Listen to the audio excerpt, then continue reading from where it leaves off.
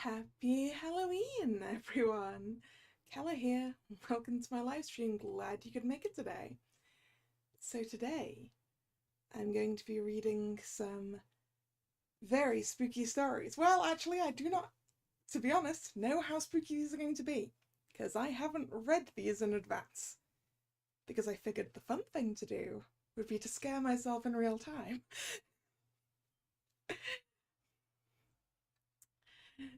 So I have here a book I bought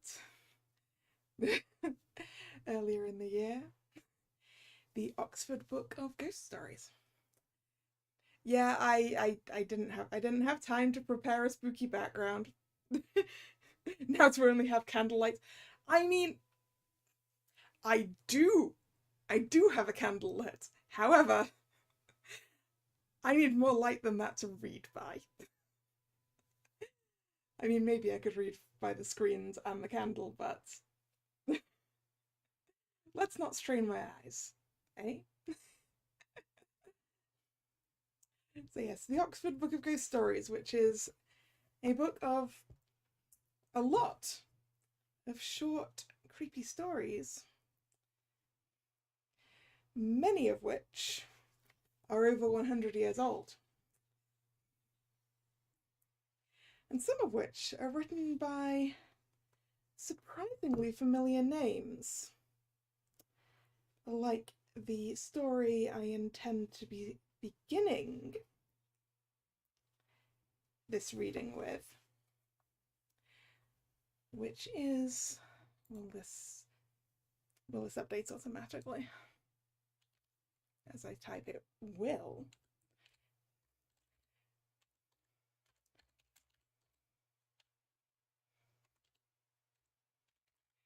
Man-Size in Marble by E. Nesbit, the author of, if I recall correctly, The Railway Children.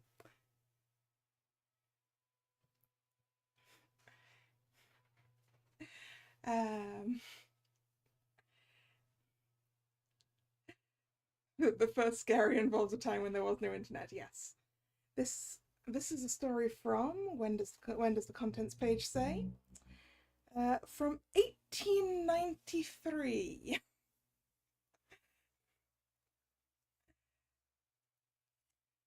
So over a century ago. Are we ready? I realized I forgot to say specifically, hello Nick, hello Drag, how are you doing today?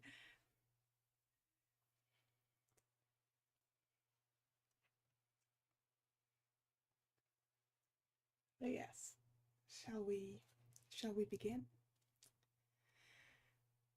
Is the audio okay though, by the way, just to check? I'm not sure how low and creepy I can go while still being able to be heard reasonably.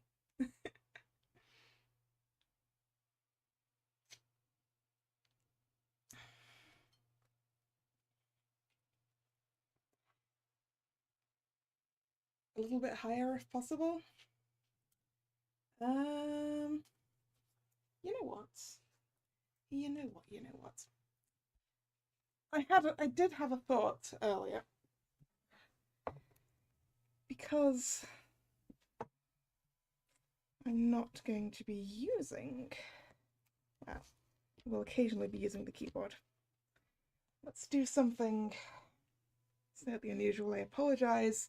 I apologize if this makes a loud noise.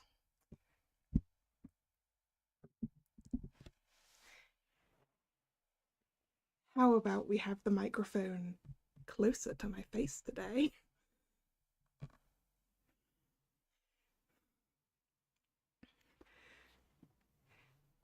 How does that sound? You'll probably hear me typing. But at least it will be slightly less than it would be were I playing a game. Normally this microphone is on a different table, just so it doesn't get the vibrations of that. Closer mic is better. Yeah, I'm actually working on changing my setup soon so that we can have the mic closer, but not have it on this table. So we'll see. We need a spooky background music. Yeah. Once again, things I forgot to prepare.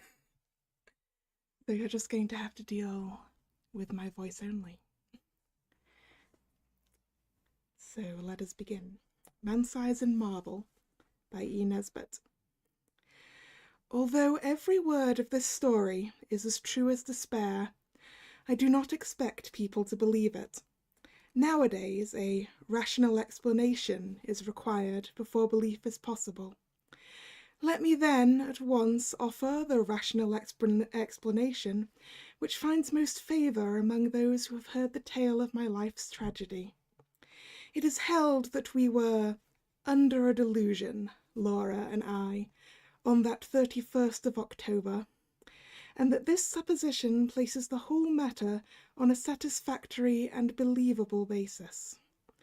The reader can judge, when he too has heard my story, how far this is an explanation, and in what sense it is rational.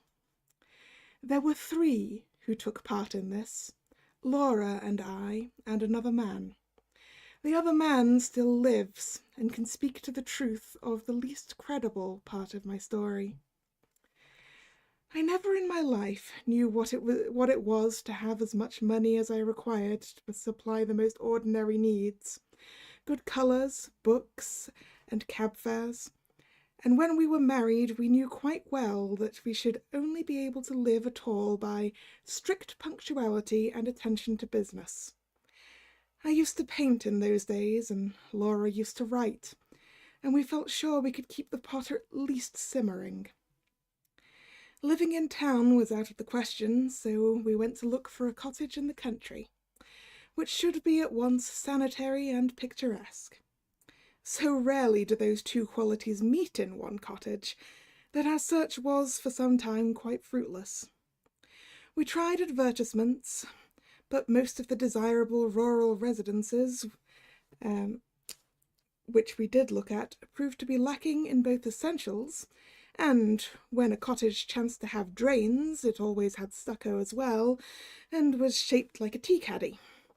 And if we found a vine or rose-covered porch, corruption invariably lurked within. Our minds got so befogged by the eloquence of house agents and the rival disadvantages of the fever traps and outrages to beauty that we had seen and scorned, that I very much doubt whether either of us, on our wedding morning, knew the difference between a house and a haystack.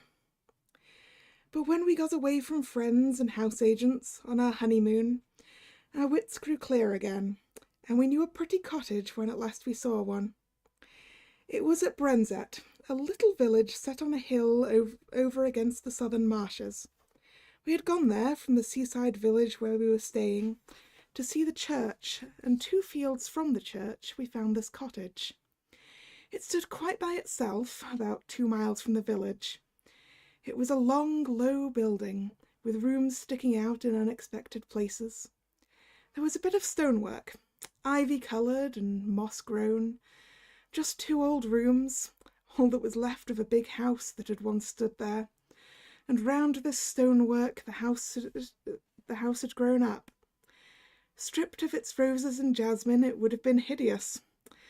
As it stood, it was charming, and after a brief examination we took it. It was absurdly cheap.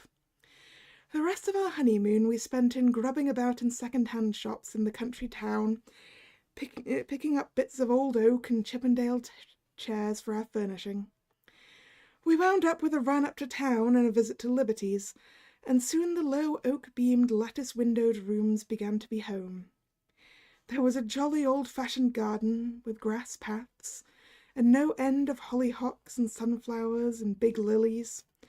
From the window you could see the marsh pastures, and beyond them the blue, thin line of the sea. We were as happy as the summer was glorious, and settled down into work sooner than we ourselves expected. I was never tired of sketching the view and the wonderful cloud effects from the open lattice, and Laura would sit at the table and write verses about them, for which I mostly played the part of foreground. We got a tall old peasant woman to do for us. Her face and figure were good, though her cooking was of the homeliest, but she understood all about gardening, and told us all the old names of the coppices and cornfields, and stories of the smugglers and highwaymen, and better still of the things that walked, and of the sights which met one in lonely glens of a starlit night. She was a great comfort to us, because Laura hated housekeeping as much as I loved folklore, and we soon came to leave all the domestic business to Mrs. Dorman, and using her legends and little magazine stories which brought in the jingling guinea. We had 3 months of married happiness, and did not have a single quarrel. One October evening I had been down to smoke a pipe with the doctor, our only neighbour, a pleasant young Irishman. Laura had stayed at home to finish a comic sketch of a village episode for the monthly Marplot. I left her laughing over her own jokes, and came in to find her a crumpled heap of pale muslin weeping on the window-seat. "Good heavens, my darling, what's the matter?" I cried, taking her in my arms. She leaned her little dark head against my shoulder and went on crying. I had never seen her cry before.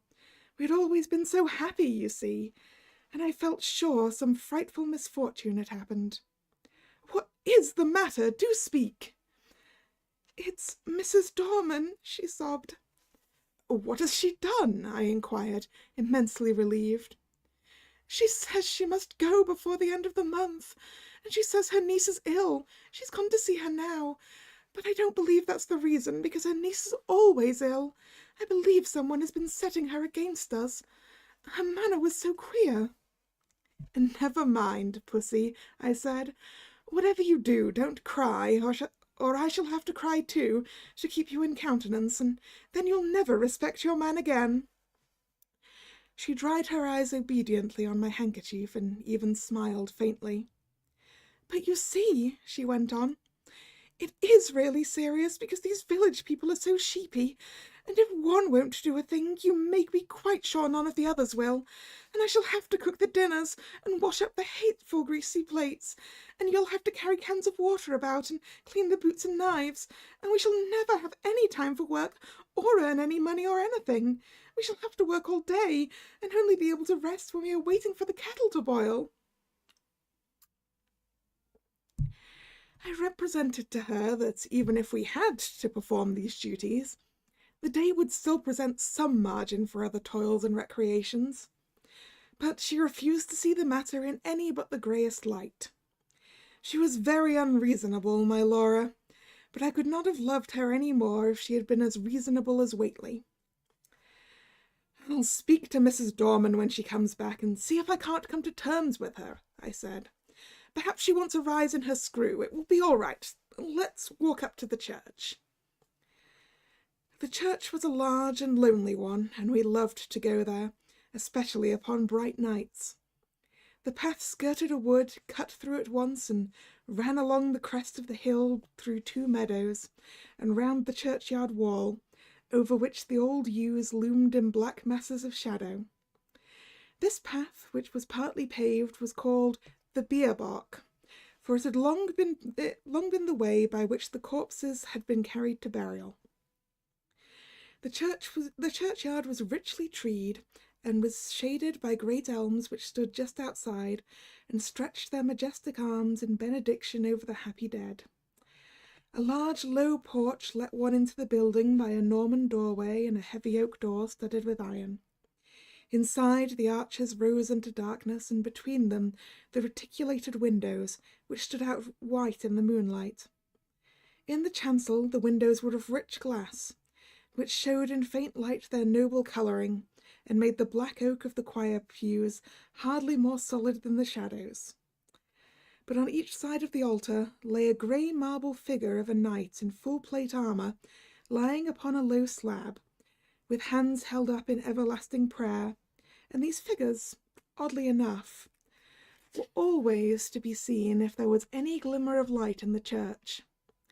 Their names were lost, but the peasants told of them that they had been fierce and wicked men, marauders by land and sea, who had been the scourge of their time, and had been guilty of deeds so foul that the house they had lived in, and the big house, by the way, that stood on the site of our cottage, had been stricken by lightning and by the vengeance of heaven. But for all that, the gold of their heirs had bought them a place in the church. Looking at the sorry, just a second, I'm gonna have a drink.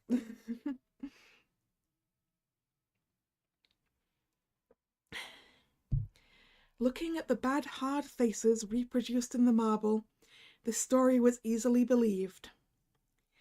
The church looked at its best and weirdest on that night, for the shadows of the yew trees fell through the windows upon the floor of the nave and touched the pillars with tattered shade.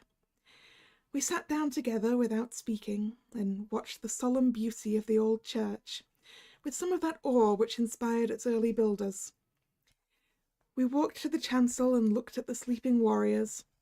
Then we rested some time on the stone seat in the porch, looking out over the stretch of quiet moonlit meadows, feeling in every fibre of our being the peace of the night and of our happy love, and came away at last with a sense that even scrubbing and blackleading were but small troubles at their worst. Mrs. Dorman had come back from the village, and I at once invited her to a tete-a-tete. "Now, Mrs. Dorman," I said, when I had got her into my painting room, "what's all this about your not staying with us?" "I should be glad to get away, sir, before the end of the month," she answered, with her usual placid dignity. Have you any fault to find, Mrs. Dorman?" "None at all, sir. You and your lady have always been most kind, I'm sure." "Well, what is it? Are your wages not high enough?" "No, sir, I gets quite enough." "Then why not stay?" "I'd rather not," with some hesitation. "My niece is ill." "But your niece has been ill ever since we came." No answer. There was a long and awkward silence. I broke it. "Can't you stay for another month?" I asked. "No, sir, I am bound to go by Thursday." And this was Monday. "Well, I must say I think you might have let us know before. There's no time now to get anyone else, and your mistress is not fit to do heavy housework. Can't you stay until next week?" "I might be able to come back next week." I was now convinced that all she wanted was a brief holiday, which we should have been willing enough to let her have as soon as we could get a substitute. "But why must you go this week?" I persisted. "Come, out with it." Mrs. Dorman drew the little shawl, which she always wore, tightly across her bosom as though she were cold. Then she said with a sort of effort, "They say, sir, As this was a big house in Catholic times, and there was a many deeds done here. The nature of the deeds might be vaguely inferred from the inflection of Mrs. Dorman's voice, which was enough to make one's blood run cold. I was glad that Laura was not in the room. She was always nervous, as highly strung natures are, and I felt that these tales about our house, told by this old peasant woman, with her impressive manner and contagious credulity, might have made our home less dear to my wife. "Tell me all about it, Mrs. Dorman," I said. "You needn't mind about telling me. It's not like the young people who... I'm not like the young people who make fun of such things." Which was partly true. "Well, sir," she sank her voice, "you may have seen in the church, beside the altar, 2 shapes." "You mean the effigies of the knights in armour?" I said cheerfully. "I mean them 2 bodies, drawed out man-size in marble," she returned, and I had to admit that her description was 1,000 times more graphic than mine, to say nothing of a certain weird force and uncanniness about the phrase, "drawed out man-sized in marble." "They do say that on All Saints' Eve those 2 bodies sits up on their slabs and gets off of them, and then walks down the aisle in their marble." Another good phrase, Mrs. Dorman. "And as the church clock strikes 11, they walk out of the church door, and over the graves, and along the bier bark, and if it's a wet night, there's marks of their feet in the morning." "And where do they go?" I asked, rather fascinated. "They comes back here to their homes, sir, and if anyone meets them..." "Well, what then?" I asked. But no, not another word could I get from her, save that her niece was ill and she must go. After what I had heard, I scorned to discuss the niece, and I tried to get from Mrs. Dorman more details of the legend. I could get nothing but warnings.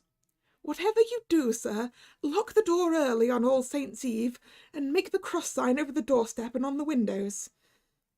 "But has anyone ever seen these things?" I persisted. "That's not for me to say. I know what I know, sir." "Well, who was here last year?" "No one, sir. The lady as owned the house only stayed here in the summer, and she always went to London a full month afore the night. And I'm so sorry to inconvenience you and your lady. My niece is ill, and I must go on Thursday." I could have shaken her for her absurd reiteration of that obvious fiction, after she told me her real reasons. She was determined to go, nor could our united entreaties move her in the least. I did not tell Laura the legend of the shapes that walked in their marble, partly because a legend concerning our house might perhaps trouble my wife, and partly, I think, from some more occult reason.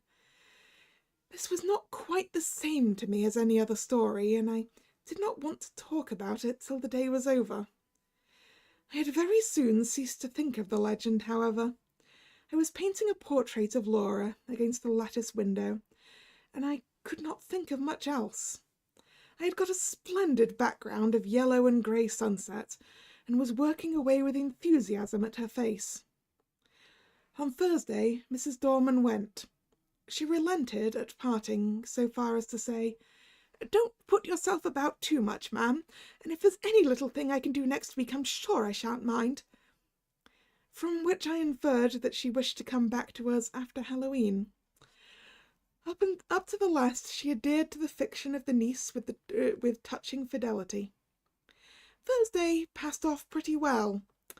Laura showed marked ability in the matter of steak and potatoes, and I confess that my knives, and the plates, which I insisted upon washing, were better done than I dared to expect. Friday came. It is about what happened on that Friday that this is written. Wait. This is set on Halloween night on a Friday. This is perfect. I wonder if I should have believed it, if anyone had told it to me. I will write the story of it as quickly and plainly as I can. Everything that happened on that day is burnt into my brain. I shall not forget anything, nor leave anything out. I got up early, I remember, and lighted the kitchen fire, and had just achieved a smoky success when my little wife came running down, as sunny and sweet as the clear October morning itself. We prepared breakfast together and found it very good fun. The housework was soon done, and when brushes and brooms and pails were quiet again, the house was still indeed. It is wonderful what a difference one makes in a house.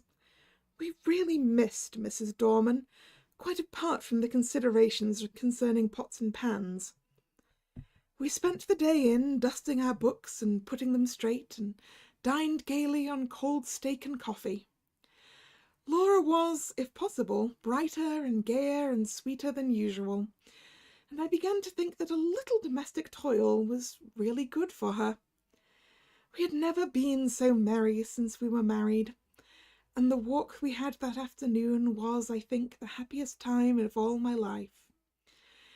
When we had watched the deep scarlet clouds slowly pale into leaden grey against a pale green sky, and saw the white mists curl up along the hedgerows in the distant marsh, we came back to the house, silently, hand in hand.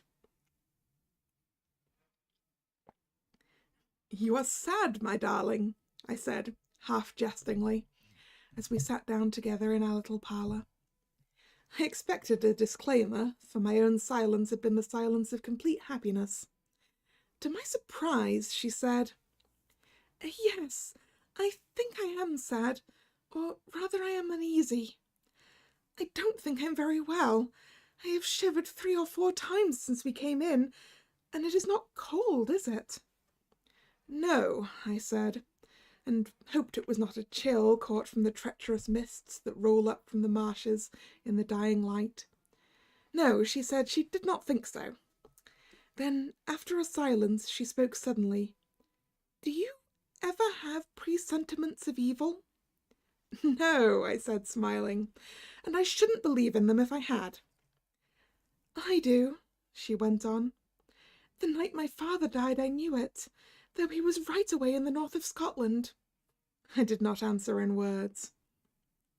She sat looking at the fire for some time in silence, gently stroking my hand.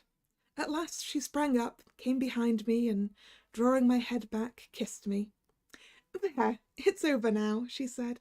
"What a baby I am! Come, light the candles, and we'll have some of these new Rubinstein duets." And we spent a happy hour or 2 at the piano.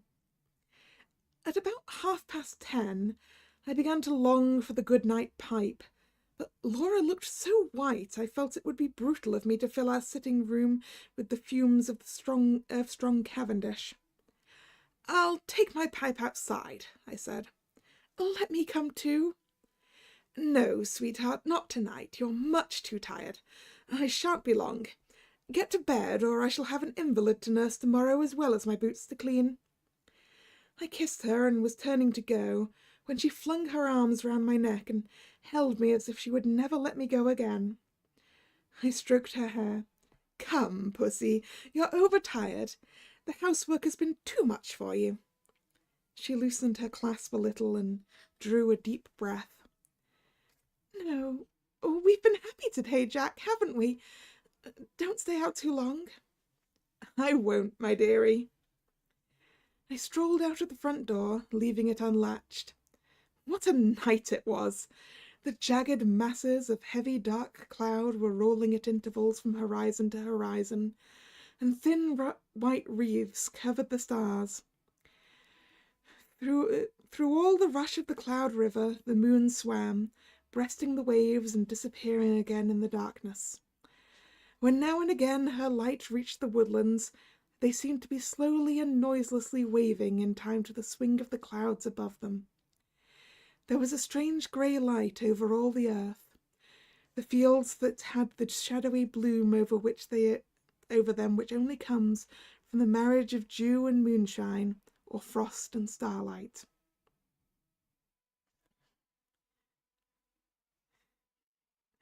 I walked up and down, drinking in the beauty of the quiet earth and the changing sky. The night was absolutely silent. Nothing seemed to be abroad. There was no scurrying of rabbits or twitter of the half-asleep birds. And though the clouds went sailing across the sky, the wind that drove them never came low enough to rustle the dead leaves in the woodland paths.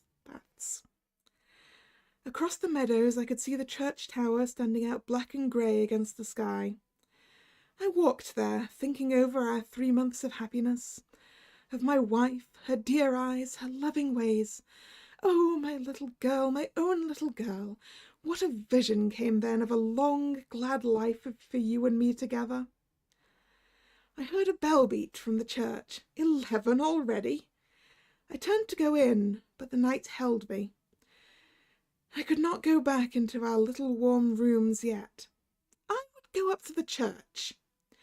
I felt vaguely that it would be good to carry my love and thankfulness to the sanctuary whither so many loads of sorrow and gladness had been borne by the men and women of the dead years.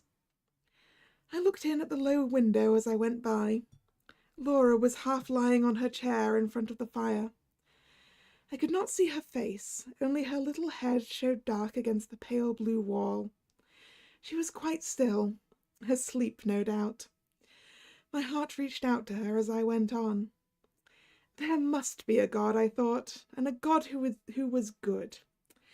How otherwise could anything so sweet and dear as she have ever been imagined?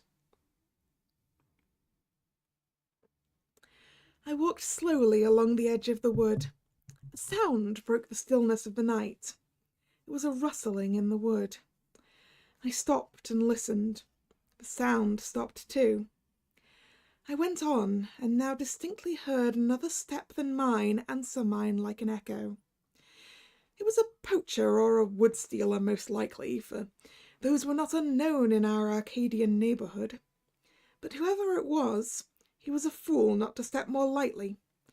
I turned into the wood, and now the footsteps seemed to come from the path I had just left. It must be an echo, I thought. The wood looked perfect in the moonlight. The large dying ferns and the brushwood showed through thinning through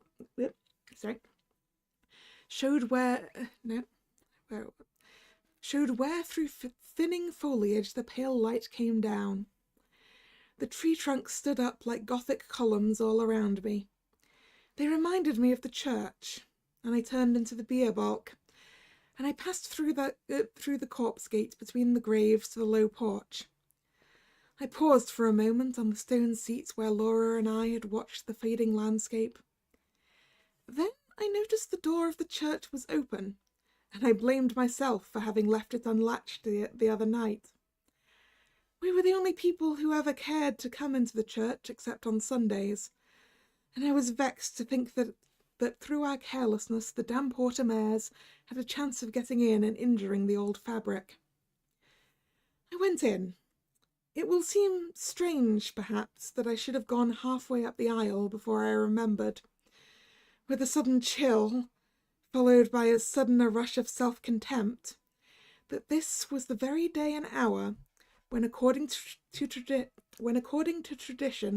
the shape-strawed-out man-size in marble began to walk.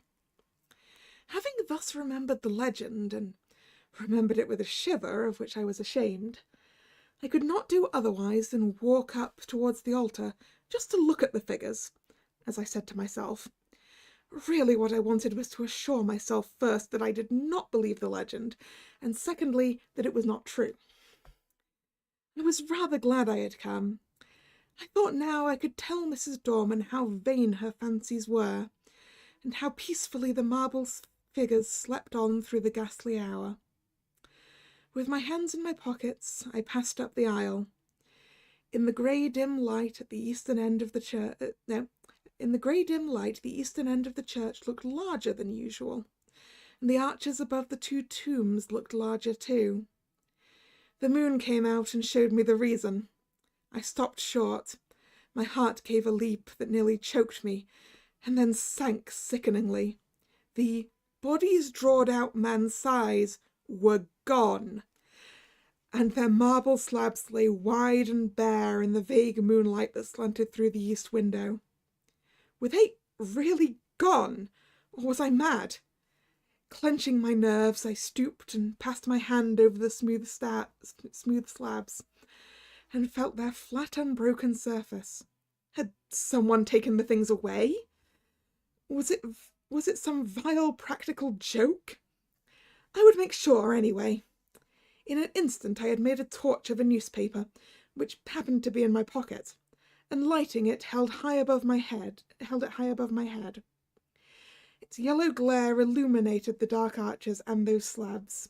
The figures were gone. And was I alone in the church? Or was I alone? And then a horror seized me, a horror undefinable and indescribable, an overwhelming certainty of supreme and accomplished calamity. I flung down my torch and tore along the aisle and out through the porch, biting my lips as I ran to keep myself from shrieking aloud. Oh, I was mad! Or what was this that possessed me? I leaped the churchyard wall and took a straight cut across the fields, led by the light from our windows. Just as I got over the first stile, a dark figure seemed to spring out of the ground. Mad still with that certainty of misfortune, I made for the thing that stood in my path, shouting, "Get out of the way, can't you?" But my push met with more vigorous resistance than I had expected. My arms were caught just above the elbow and held as in a vice, and the raw-boned Irish doctor actually shook me. "Would ye?" he cried, in his own unmistakable accents. "Would ye, then?" "Let me go, you fool! The marble figures are gone from the church, I tell you, they're gone!" He broke into a ringing laugh. "I'll have to give you a draught tomorrow, I see. You've been smoking too much and listening to old wives' tales."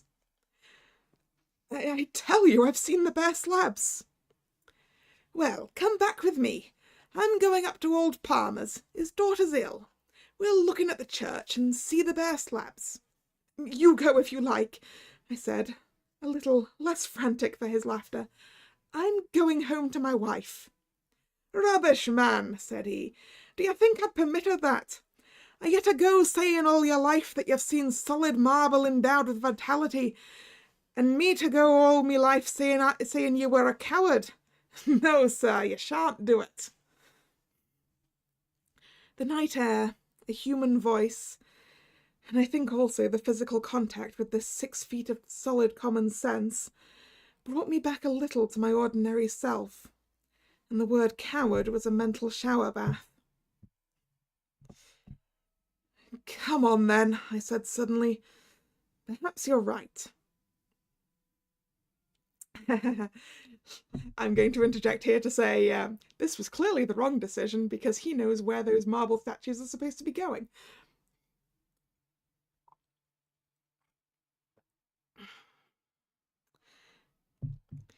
He still held my arm tightly.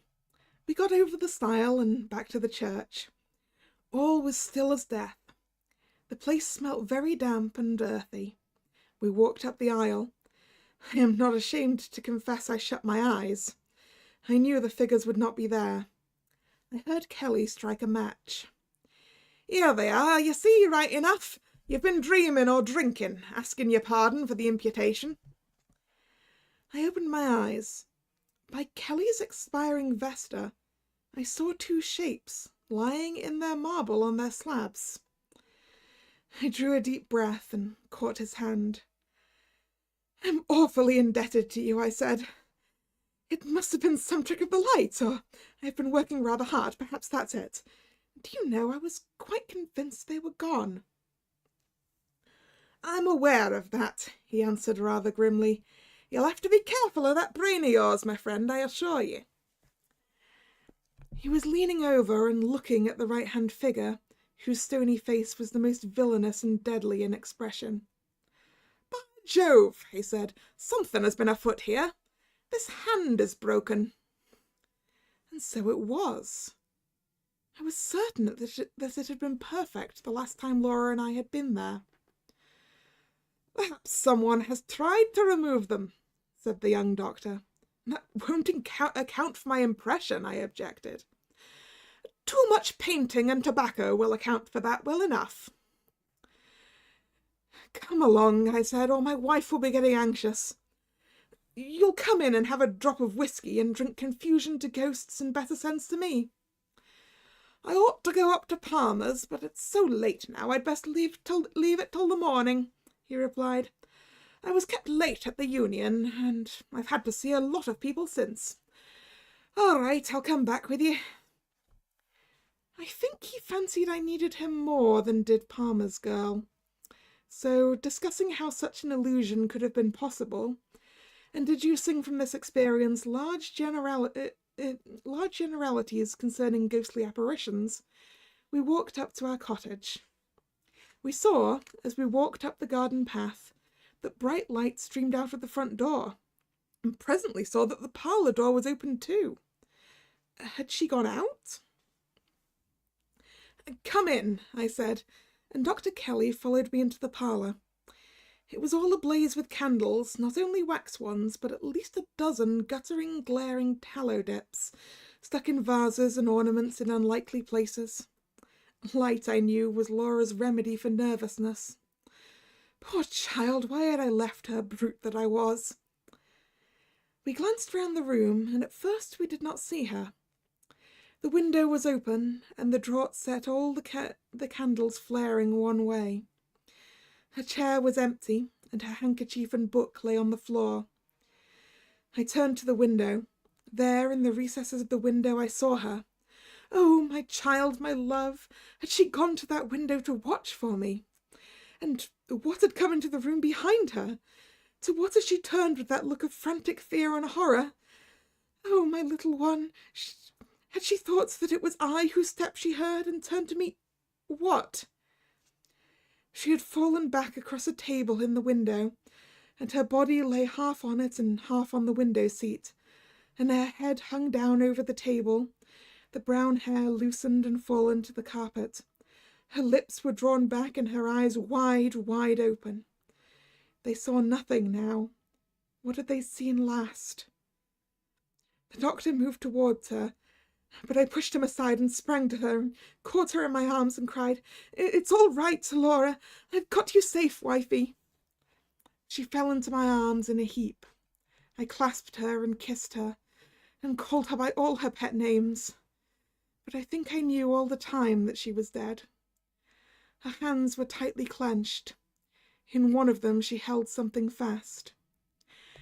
When I was quite sure that she was dead and that nothing mattered at all any more, I let him open her hand to see what she held. It was a grey marble finger. And that's the end. Dun dun dun!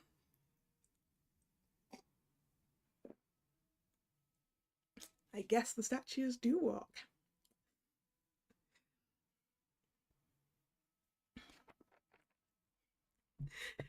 I like how perfect that turned out to be for tonight.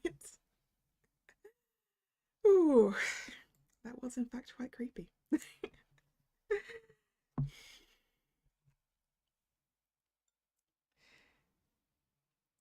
And I guess let that be a lesson to you.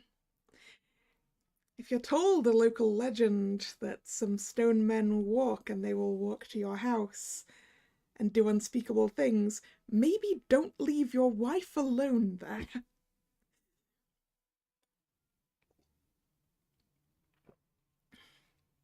All right. Okay, so what shall we do next? What shall we do next? I quite like the idea of reading a story that I vaguely know of by its legend, as it were. But obviously I've never read the original. So, shall we explore The Monkey's Paw? Author W. Jacobs. And this story is from 1902. What's my opinion of Edgar Allan Poe? Actually, I think aside from The Raven, I haven't actually read any of his stuff. And that was quite a long time ago. Ooh, I'm actually slightly shivering now. Yeah, the monkey's paw does do some weird stuff. Oh, they have it in Phasmophobia, do they? That's a game I really want to play at some point. Because it looks fun. So, are we ready?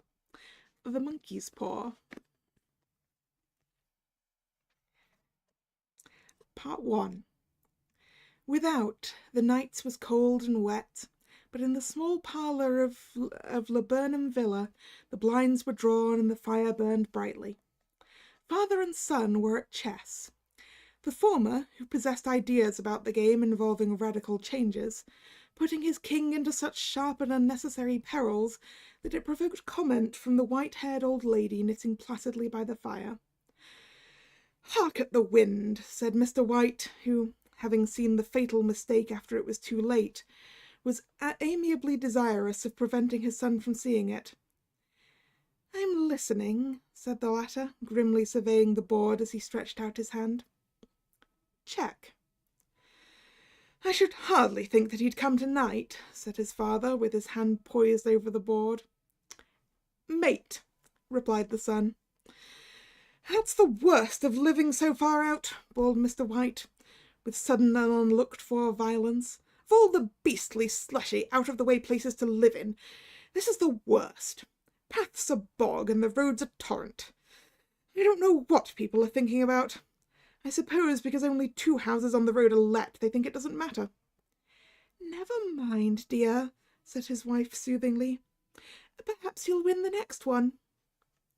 Mr. White looked up sharply, just in time to intercept a knowing glance between mother and son. The words died away on his lips, and he hid a guilty grin in his thin grey beard. "There he is," said Herbert White, as the gate banged to loudly and heavy footsteps came toward the door. The old man rose with hospitable haste, and opening the door was heard condoling with the new arrival. The new arrival also condoled with himself, so that Mrs. White said "Tut, tut," and coughed gently as her husband entered the room, followed by a tall burly man, beady of eye and rubicund of visage. "Sergeant Major Morris," he said, introducing him.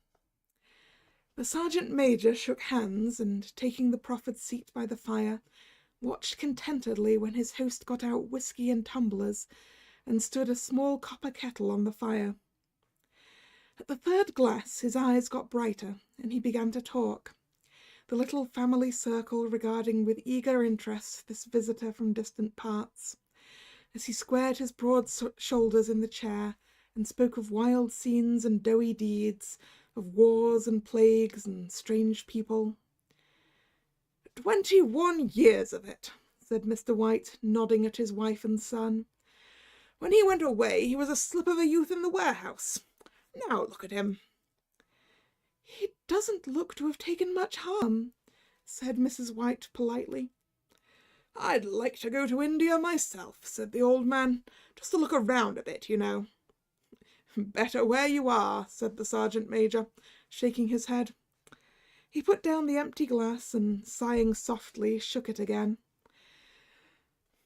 "I should like to see those old temples and fakirs and jugglers," said the old man.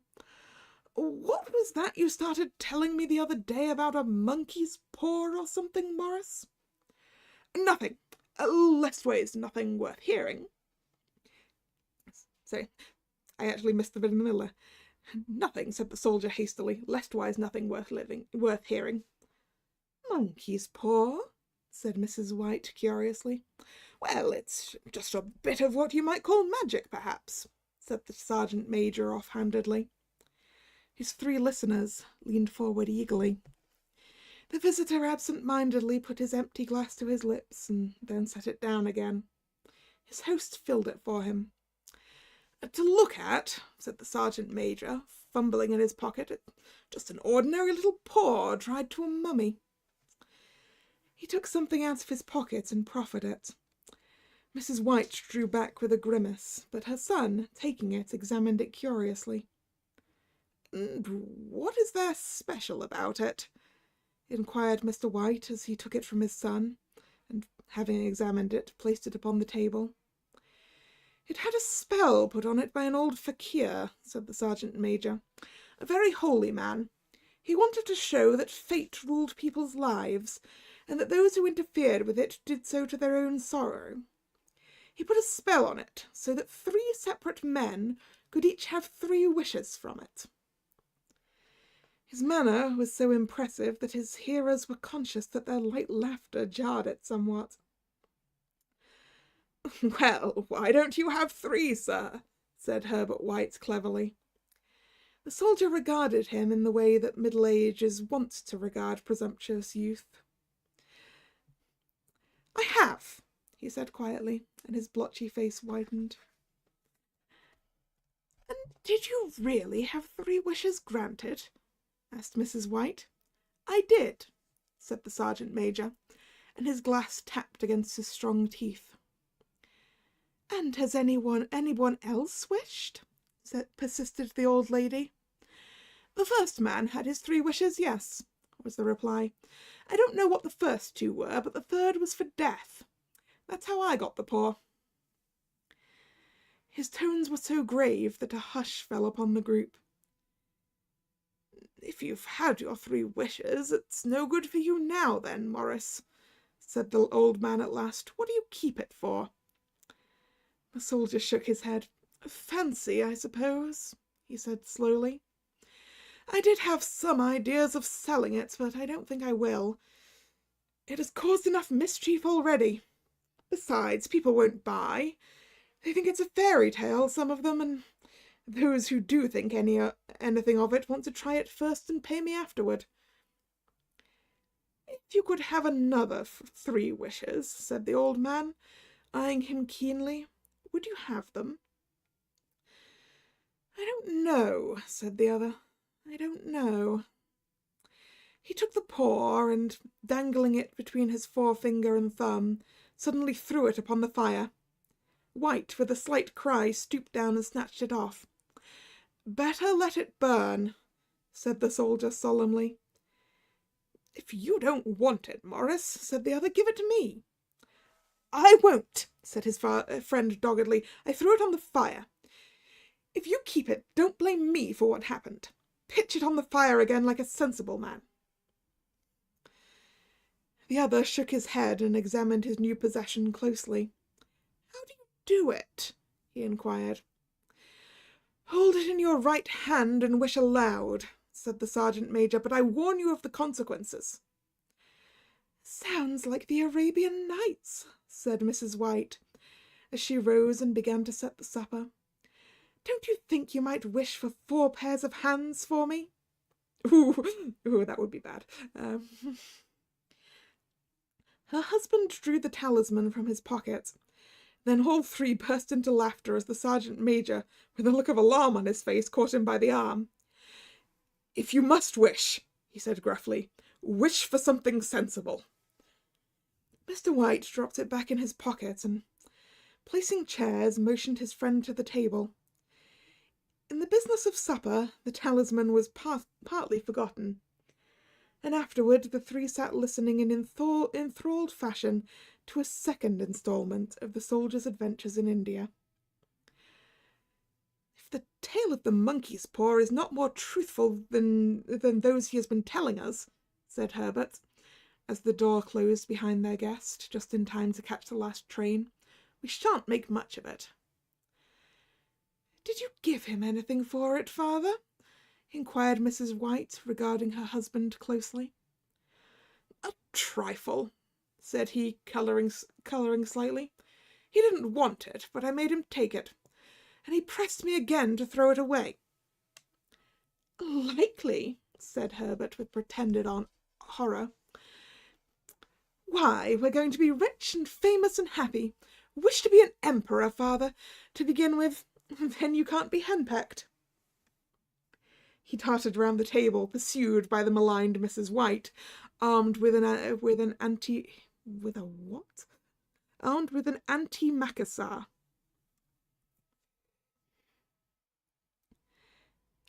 Mr. White took the paw from his pocket and eyed it dubiously. I don't know what to wish for, and that's a fact, he said slowly. It seems to me I've got all I want. If you only cleared the house, you'd be quite happy, wouldn't you? Said Herbert, with a hand on his shoulder. Well, wish for £200, then. That'll just do it.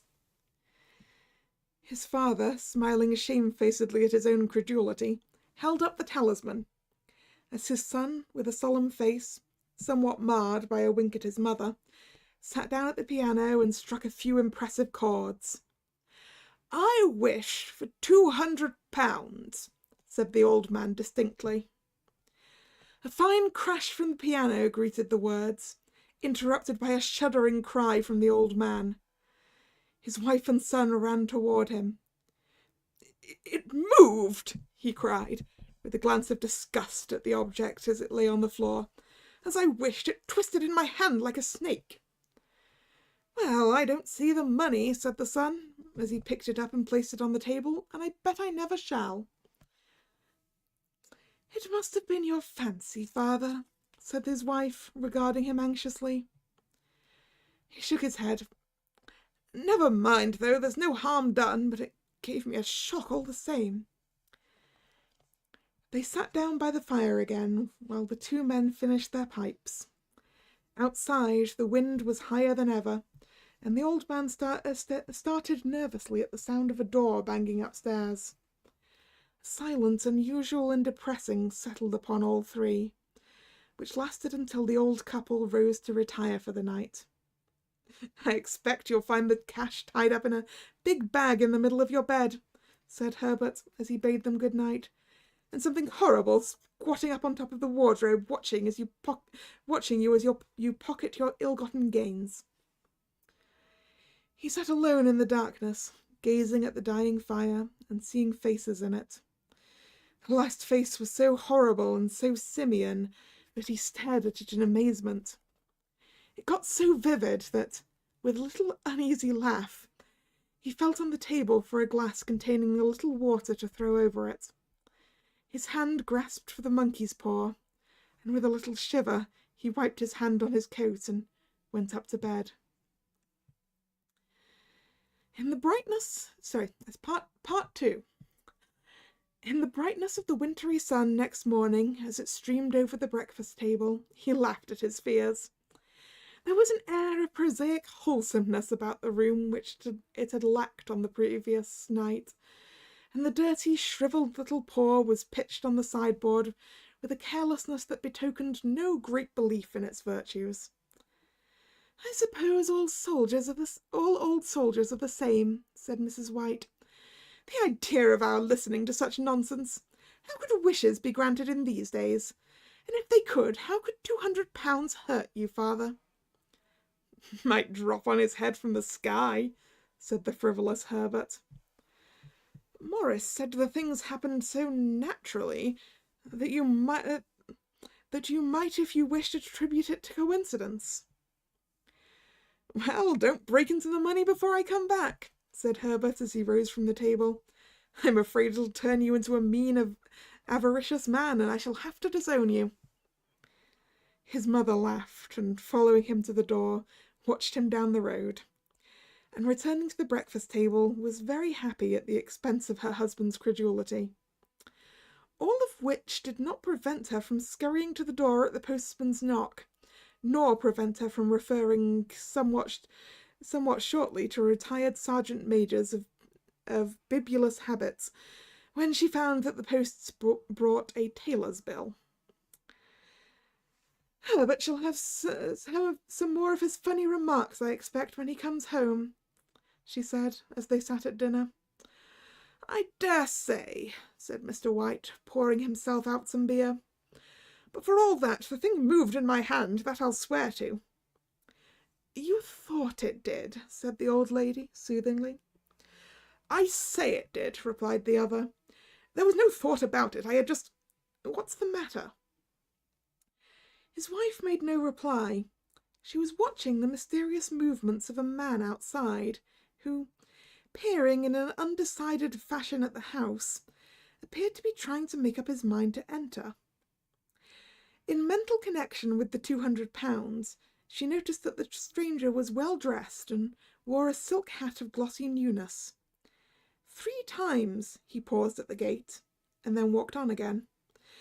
The 4th time he stood with his hand upon it, and with sudden resolution flung it open and walked up the path. Mrs. White at the same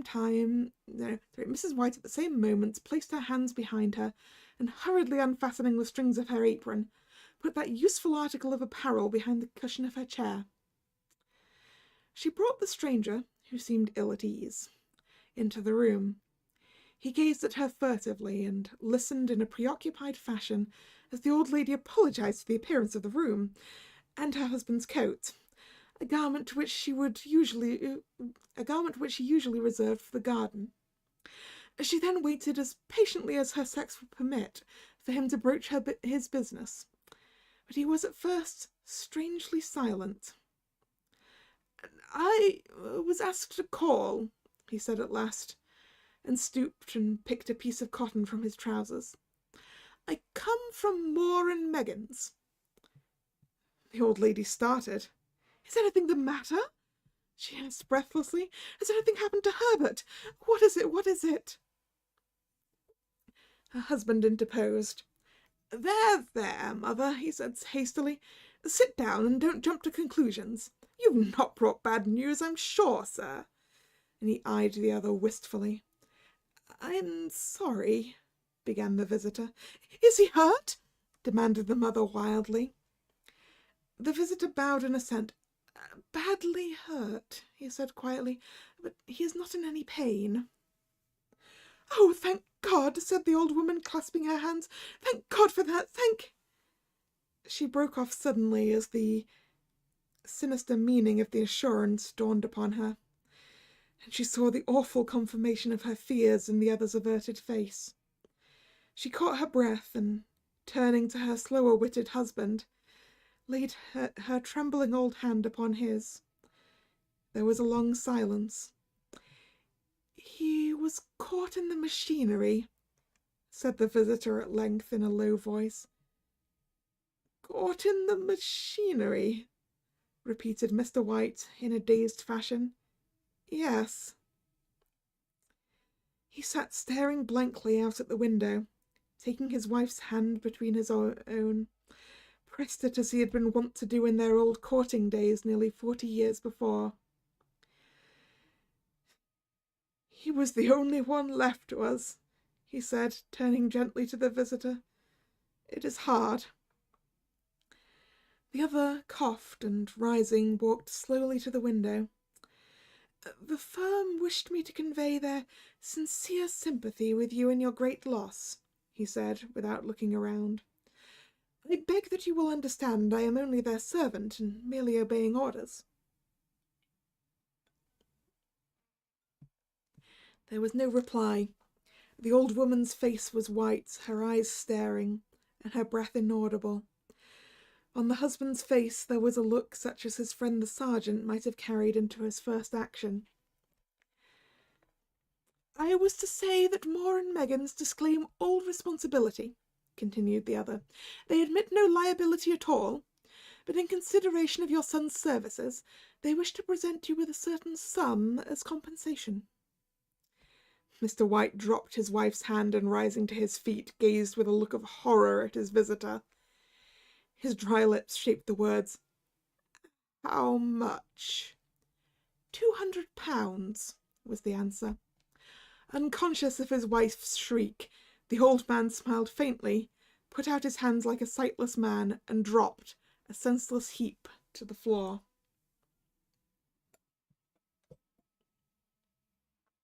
Part 3. In the huge new cemetery, some 2 miles distant, the old people buried their dead, and came back to the house steeped in shadow and silence.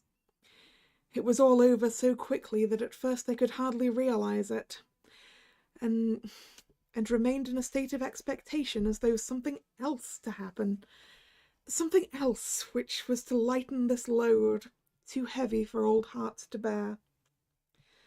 But the days passed, and expectation gave place to resignation, the hopeless resignation of the old, sometimes miscalled apathy.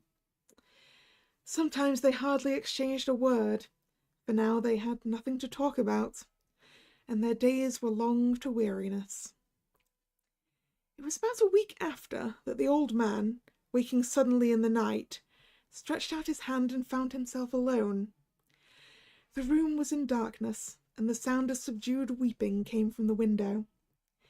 He raised himself in bed and listened. "Come back," he said tenderly. "You will be cold." "It is colder for my son," said the old woman, and wept afresh. The sound of her sobs died away on his ears. The bed was warm, and his eyes heavy with sleep. He dozed fitfully, and then slept until a sudden wild cry from his wife awoke him with a start. The paw!" she cried wildly. "The monkey's paw!" He started up in alarm. Where is it? What's the matter?" She came stumbling across the room toward him. "I want it," she said quietly. "You've not destroyed it." "It's in the parlour on the bracket," he replied, marvelling. "Why?" She cried and laughed together, and bending over, kissed his cheek. "I only just thought of it," she said hysterically. "Why didn't I think of it before? Why didn't you think of it?" "Think of what?" he questioned. "The other 2 wishes," she replied rapidly. "We've only had one." "Was that not enough?" he demanded fiercely. "No," she cried triumphantly. "We'll have one more. Go down and get it quickly, and wish our boy alive again."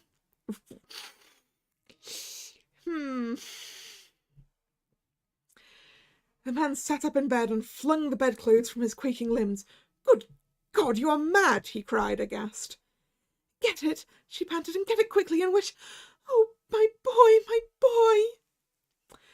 Her husband struck a match and lit the candle. "Get back to bed," he said unsteadily. "You don't know what you are saying." "We had the first wish granted," said the old woman feverishly. "Why not the second?" "A coincidence," stammered the old man. "Go and get it and wish," cried his wife, quivering with excitement. The old man turned and regarded her, and his voice shook.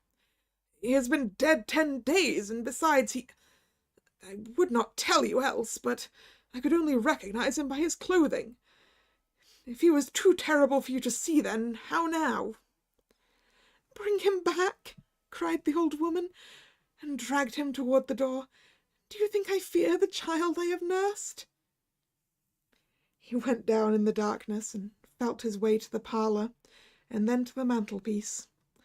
The talisman was in its place, and a horrible fear that the unspoken wish might bring his mutilated son before him ere he could escape from the room seized upon him, and he caught his breath as he found he had lost the direction of the door. His brow cold with sweat, he felt his way round the table, and groped along the wall until he found himself in the small passage with the unwholesome thing in his hand. Even his wife's face seemed changed as he entered the room. It was white and expectant, and his fears seemed to have an unnatural look upon it. He was afraid of her. "Wish!" she cried in a strong voice. "It is foolish and wicked," he faltered. "Wish!" repeated his wife. He raised his hand. "I wish my son alive again." The talisman fell to the floor, and he regarded it fearfully. Then he sank trembling into a chair as the old woman with burning eyes walked to the window and raised the blind. He sat until he was chilled with the cold, glancing occasionally at the figure of the old woman peering through the window. The candle end, which had burned below the rim of the china candlestick, was throwing pulsating shadows on the ceiling and walls, until, with a flicker larger than the rest, it expired.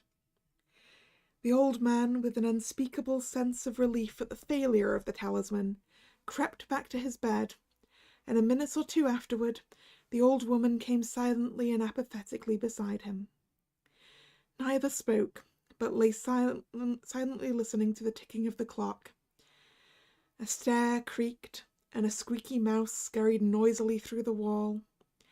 The darkness was oppressive, and after lying for some time screwing up his courage, he took the box of matches, and striking one, went downstairs for a candle.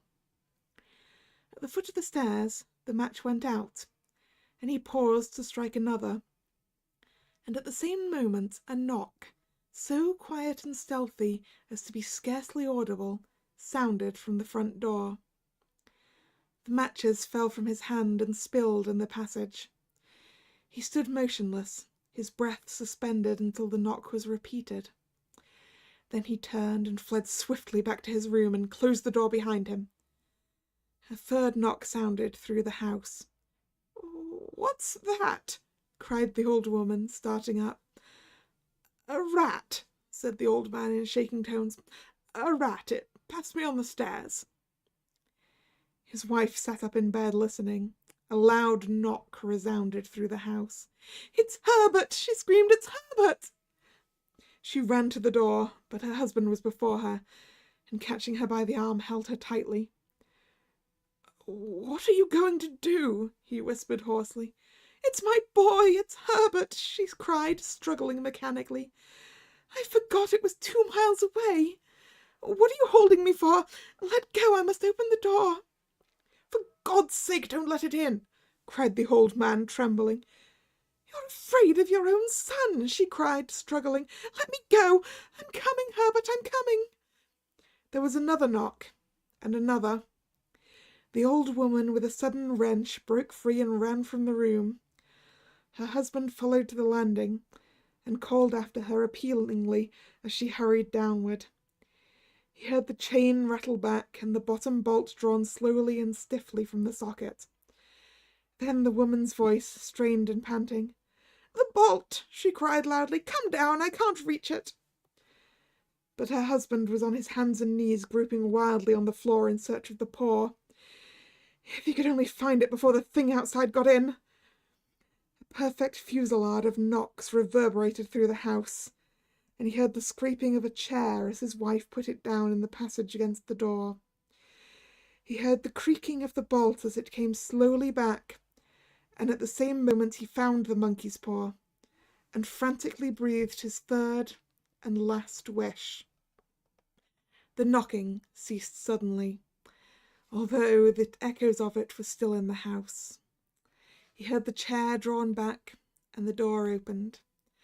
A cold wind rushed up the staircase, and a long, loud wail of disappointment and misery from his wife gave him courage to run down to her side, and then to the gate beyond. The street lamp, flickering opposite, shone on a quiet and deserted road. The end. So, it doesn't say what his third wish was, but I assume it was to undo the second wish.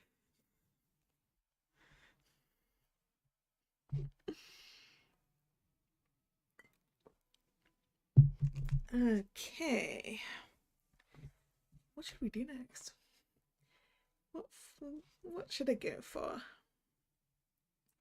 Now let's go back to names here I recognize. Would you like a story by Bram Stoker or a story by H.G. Wells?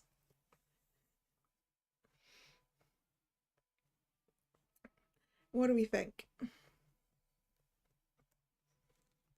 Bram Stoker or H.G. Wells?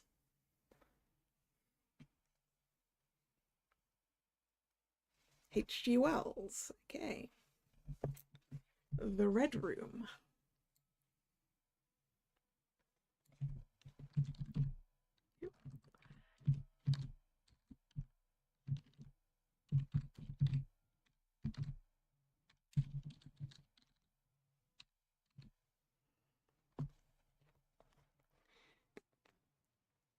And this one is from 1896.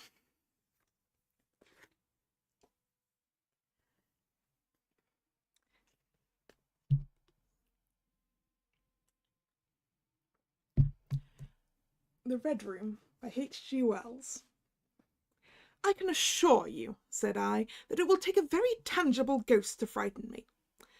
And I stood up before the fire with my glass in my hand. It is your own choosing, said the man with the withered arm, and glanced at me askance. 28 years, said I have lived, and never a ghost have I seen as yet. The old woman sat staring hard into the fire, her pale eyes wide open. Ah, she broke in, and 28 years you have lived and never seen the likes of this house, I reckon. There's many things to see when one's still but 28. She swayed her head slowly from side to side. Many things to see and sorrow for. I half suspected the old people were trying to enhance the spiritual terrors of their house by their droning insistence. I put down my empty glass on the table and looked about the room and caught a glimpse of myself, abbreviated and broadened to an impossible sturdiness, in the queer old mirror at the end of the room. Well, I said, if I see anything tonight, I shall be so much the wiser, for I come to the business with an open mind. It's your own choosing, said the man with the withered arm once more. I heard the sound of a stick and a shambling step on the flags in the passage outside, and the door creaked on its hinges as a second old man entered, more bent, more wrinkled, more aged even than the first. He supported himself by a single crutch. His eyes were covered by a shade, and his lower lip, half averted, hung pale and pink from his decaying yellow teeth. He made straight for an armchair on the opposite side of the table, sat down clumsily, and began to cough. The man with the withered arm gave this newcomer a short glance of positive dislike. The old woman took no notice of his arrival, but remained with her eyes fixed steadily on the fire. I said, it's your own choosing, said the man with the withered arm, when the coughing had ceased for a while. It's my own choosing, I answered. The man with the shade became aware of my presence for the first time, and threw his head back for a moment and sideways to see me. I caught a momentary glimpse of his eyes, small and bright and inflamed. Then he began to cough and splutter again. Why don't you drink? Said the man with the withered arm, pushing the beer toward him. The man with the shade poured out a glassful with a shaky arm and splashed half as much again on the deal table. A monstrous shadow of him crouched upon the wall and mocked his action as he poured and drank. I must confess I had scarce expected these grotesque custodians. There is to my mind something inhuman in seniality, something crouching and atavistic. The human qualities seem to drop from old people insensibly day by day. The three of them made me feel uncomfortable, with their gaunt silences, their bent carriage, their evident unfriendliness to me and to one another. If, said I, you will show me to this haunted room of yours, I will make myself comfortable there. The old man with the cough jerked his head back so suddenly that it startled me, and shot another glance of his red eyes at me from under the shade. But no one answered me. I waited a minute, glancing from one to the other. If, I said, a little louder, you will show me to this haunted room of yours, I will relieve you from the task of entertaining me. There's a candle on the slab outside the door, said the man with the withered arm, looking at my feet as he addressed me. But if you go to the Red Room tonight— This night of all nights, said the old woman. You go alone. Very well, I answered, and which way do I go? "You go along the passage for a bit," said he, "until you come to a door, and through that is a spiral staircase, and halfway up that is a landing and another door covered with baize. Go through that and down the long corridor to the end, and the red room is on your left up the steps." "Have I got that right?" I said, and repeated his directions. He corrected me in one particular. "And are you really going?" said the man with the shade, looking at me again for the third time with that queer unnatural tilting of the face. "This night of all nights," said the old woman. "It is what I came for," I said, and moved towards the door. As I did so, the old man with the shade rose and staggered round the table, so as to be closer to the others and to the fire. At the door I turned and looked at them, and saw they were all close together, dark against the firelight, staring at me over their shoulders, with an intent expression on their ancient faces. "Good night," I said, setting the door open. "It's your own choosing," said the man with the withered arm. I left the door wide open until the candle was well alight, and then I shut them in and walked down the chilly echoing passage. I must confess that the oddness of these three pensioners in whose charge her ladyship had left the castle, and the deep-toned old-fashioned furniture of the housekeeper's room in which they foregathered, affected me in spite of my efforts to keep myself at a matter-of-fact phase. They seemed to belong to another age, an older age, an age where things spiritual were different from this of ours, less certain, an age where omens and witches were credible and ghosts beyond denying. Their very existence was spectral. The cut of their clothing, fashions born in dead brains, the ornaments and conveniences of the room about them were ghostly. The thoughts of vanished men which still haunted rather than participated in the world of today. But with an effort I sent such thoughts to the right about. The long, draughty subterranean passage was chilly and dusty, and my candle flared and made the shadows cower and quiver.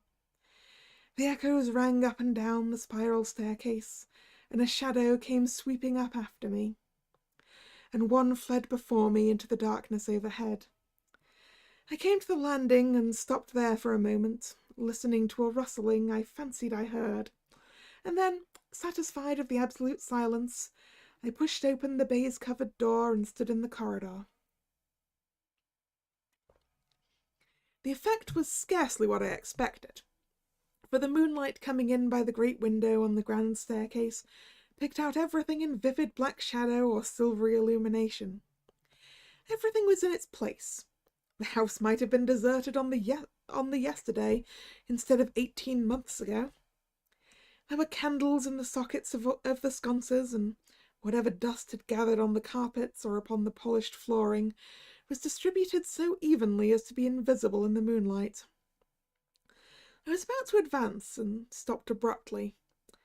A bronze group stood upon the landing, hidden from me by the corner of the wall, and its shadow fell with such marvellous distinctiveness on the white panelling and gave me the impression of someone crouching to waylay me. I stood rigid for half a minute, perhaps. Then, with my hand in my pocket, that I held my revolver, I advanced, only to find a Ganymede and eagle glistening in the moonlight.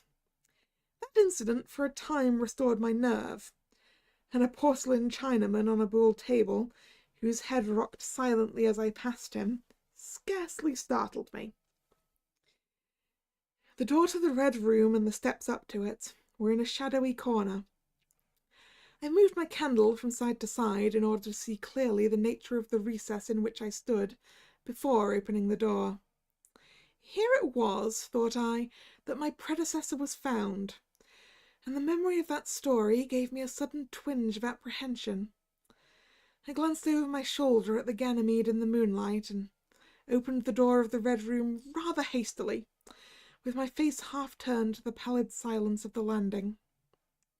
I entered, closed the door behind me at once, turned the key I found in the lock within, and stood with the candle held aloft, surveying the scene of my vigil, the great red room of Lorraine Castle, in which the young Duke had died, or rather in which he had begun his dying, for he had opened the door and fallen headlong down the steps I had just ascended. That had been the end of his vigil, of his gallant attempt to conquer the ghostly tradition of the place. And never, I thought, had apoplexy better served the ends of superstition. And there were other and older stories that clung to the room, back to the half-credible beginning of it all, the tale of a timid wife and the tragic end that came to her husband's jest of frightening her. And looking around that large sombre room with its shadowy window bays, its recesses and alcoves, one could well understand the legends that had sprouted in its black corners, its germinating darkness. My candle was a little tongue of light in its vastness, that failed to pierce the opposite end of the room, and left an ocean of mystery and suggestion beyond its island of light. I resolved to make a systematic examination of the place at once, and dispel the fanciful suggestions of its obscurity before they obtained a hold upon me. After satisfying myself of the fastening of the door, I began to walk around the room, peering round each article of furniture, tucking up the valances of the bed, and opening its curtains wide. I pulled up the blinds and examined the fastenings of the several windows before closing the shutters, leant forward and looked up at the blackness of the wide chimney, and tapped the dark oak panelling for any secret opening. There were 2 big mirrors in the room, each with a pair of sconces bearing candles, and on the mantel-shelf too were more candles in china candlesticks. All of these I lit one after the other. The fire was laid, and an unexpected consideration from the old housekeeper, and I lit it, to keep down any disposition to shiver, and when it was burning well, I stood round with my back to it and regarded the room again. I had pulled up a chintz-covered armchair and a table to form a kind of barricade before me, and on this lay my revolver ready to hand. My precise examination had done me good, but I still found the remoter darkness of the place and its perfect stillness too stimulating for the imagination. The echoing of the stir and crackling of the fire were no sort of comfort to me. The shadow in the alcove at the end, in particular, had that undefinable quality of a presence, that odd suggestion of a lurking, living thing that comes so easily in silence and solitude. At last, to reassure myself, I walked with a candle into it and satisfied myself that there was nothing tangible there.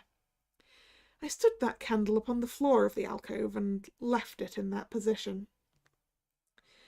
By this time I was in a state of considerable nervous tension, although to my reason there was no adequate cause for the condition. My mind, however, was perfectly clear. I postulated quite unreservedly that nothing supernatural could happen, and to pass the time I began to string some rhymes together, Ingoldsby fashion, of the original legend of the place. A few I spoke aloud, but the echoes were not pleasant. For the same reason I also abandoned, after a time, a conversation with myself upon the impossibility of ghosts and haunting. My mind reverted to the 3 old and distorted people downstairs, and I tried to keep it upon that topic. The sombre reds and blacks of the room troubled me. Even with the 7 candles, the place was merely dim. The one in the alcove flared in a draught. Sorry, actually it's probably draught, isn't it? Draught rather than draught. And the fire's flickering kept the shadows and penumbra perpetually shifting and stirring. Casting about for a remedy, I recalled the candles I'd seen in the passage, and, with a slight effort, walked out into the moonlight, carrying a candle and leaving the door open, and presently returned with as many as 10. These I put in various knick-knacks of china in which the room was sparsely adorned, lit and placed where the shadows had lain deepest, some on the floor, some in the window recesses, until at last my 17 candles were so arranged that not an inch of the room but had the direct light of at least one of them. It occurred to me that when the ghost came, I could warn him not to trip over them. The room was now quite brightly illuminated. There was something very cheery and reassuring in all those little streaming flames, and snuffing them gave me an occupation and afforded a helpful sense of the passage of time. Even with that, however, the brooding expectation of the vigil weighed heavily upon me. It was after midnight that the candle in the alcove suddenly went out, and the black shadow sprang back into place there. I did not see the candle go out. I simply turned and saw that the darkness was there, as one might start and see the unexpected presence of a stranger. "By Jove," I said aloud, "that draft's a strong one."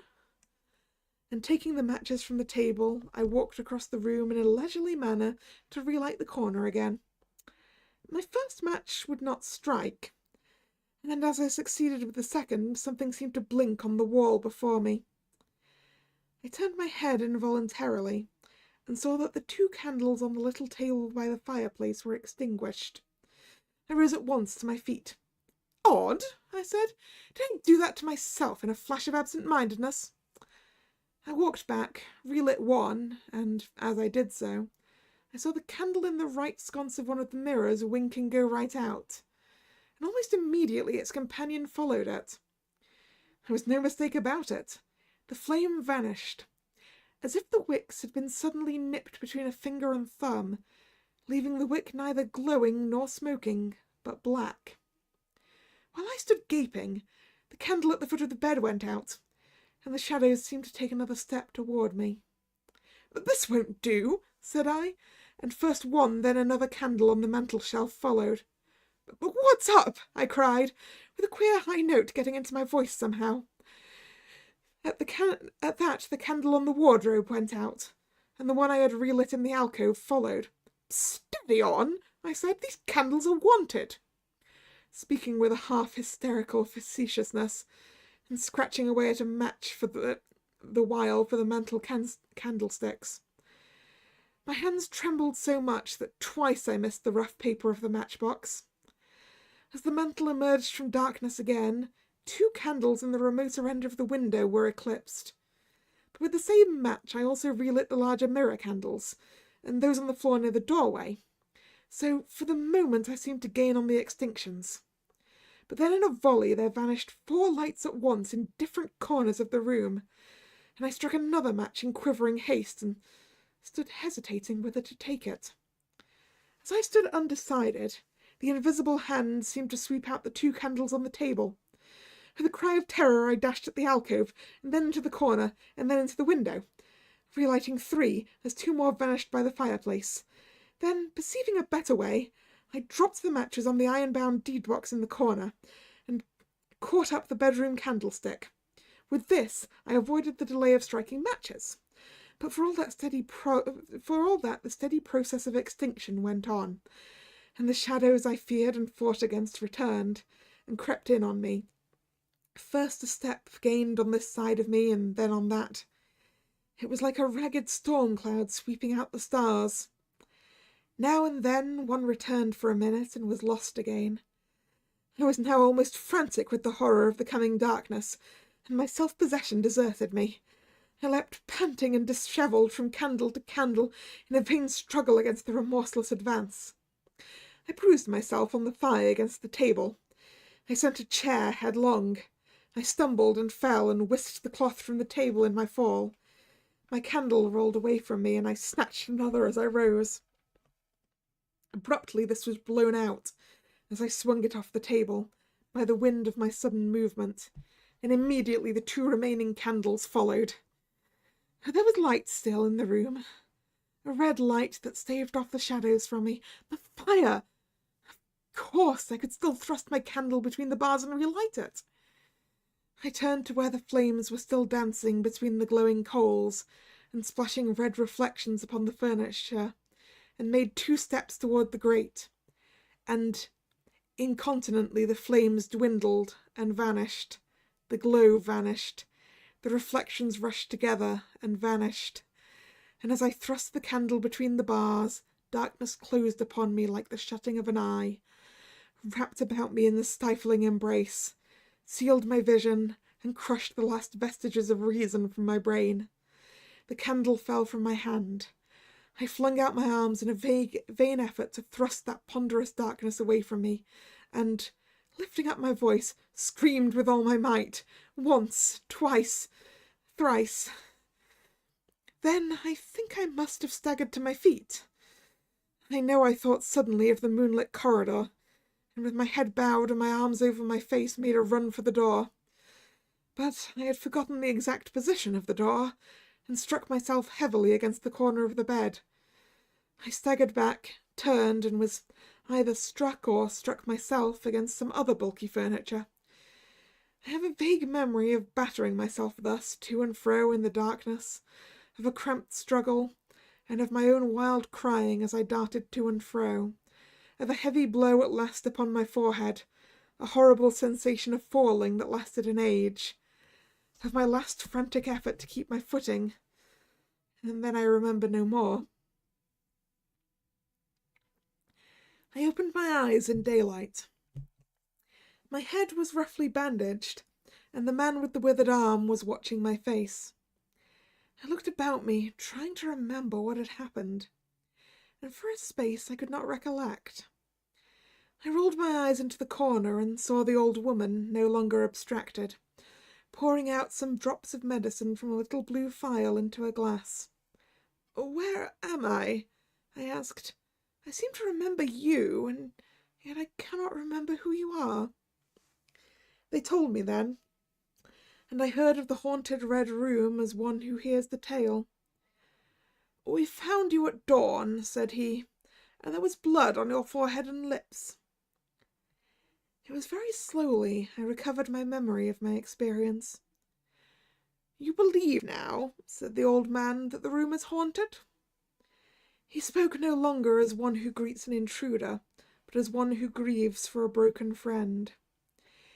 "Yes," said I, "the room is haunted." "And you have seen it, and we, who have lived here all our lives, have never set eyes upon it, because we have never dared. Tell us, is it truly the old Earl who—" "No," said I, "it is not."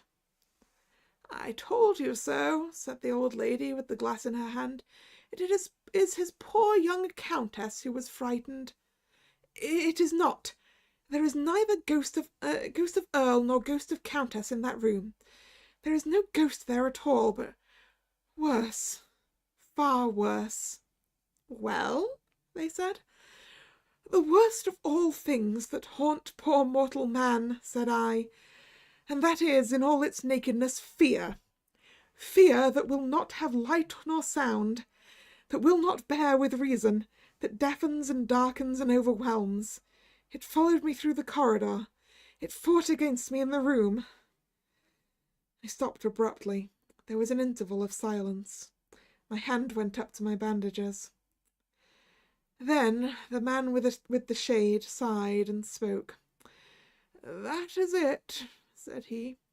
"I knew that was it. A power of darkness. To put such a curse upon a woman, it lurks there always. You can feel it even in the daytime, even of a bright summer's day, in the hangings, in the curtains, keeping behind you however you face about.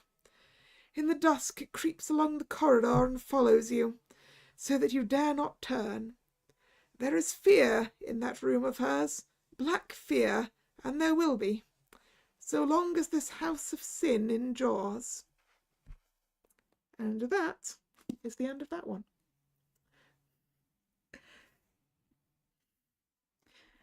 A sort of different haunting.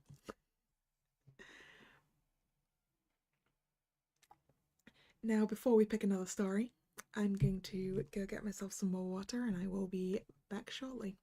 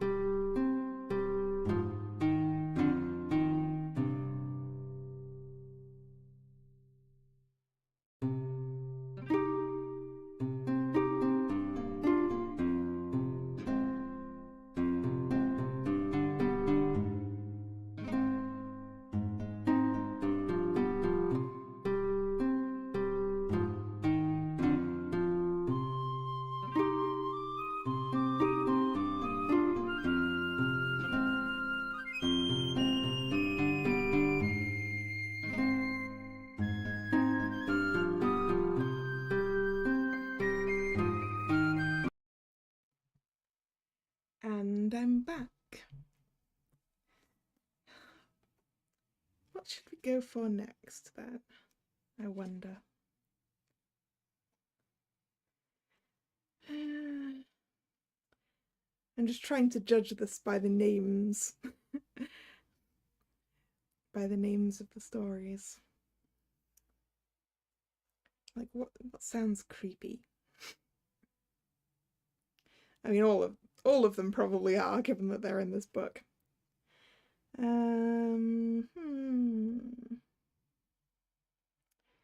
What about a story called The Shadow in the Corner? Then actually no, we had too many shadows in the last one. We want something that's not a shadow.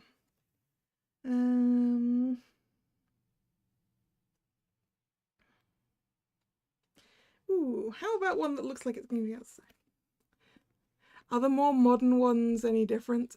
The most modern one in this book is from 1981. So every single story in this book is older than I am. I'm trying to stick to the ones that are at least a century old so that I can be relatively certain that they're public domain.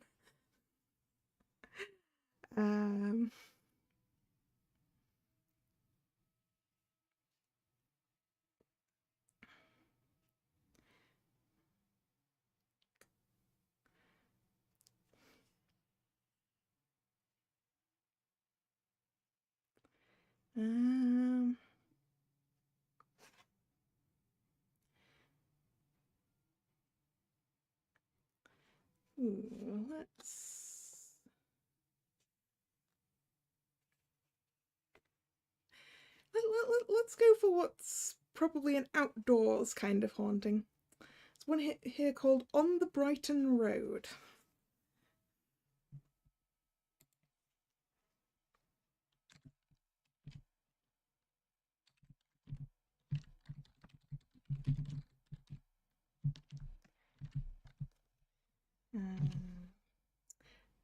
By I've lost it in this list again now. Richard Middleton.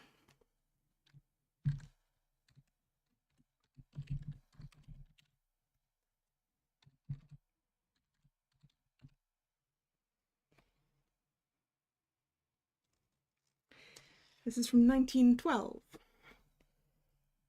So that's page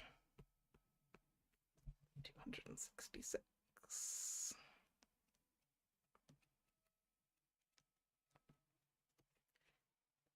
This one is quite short.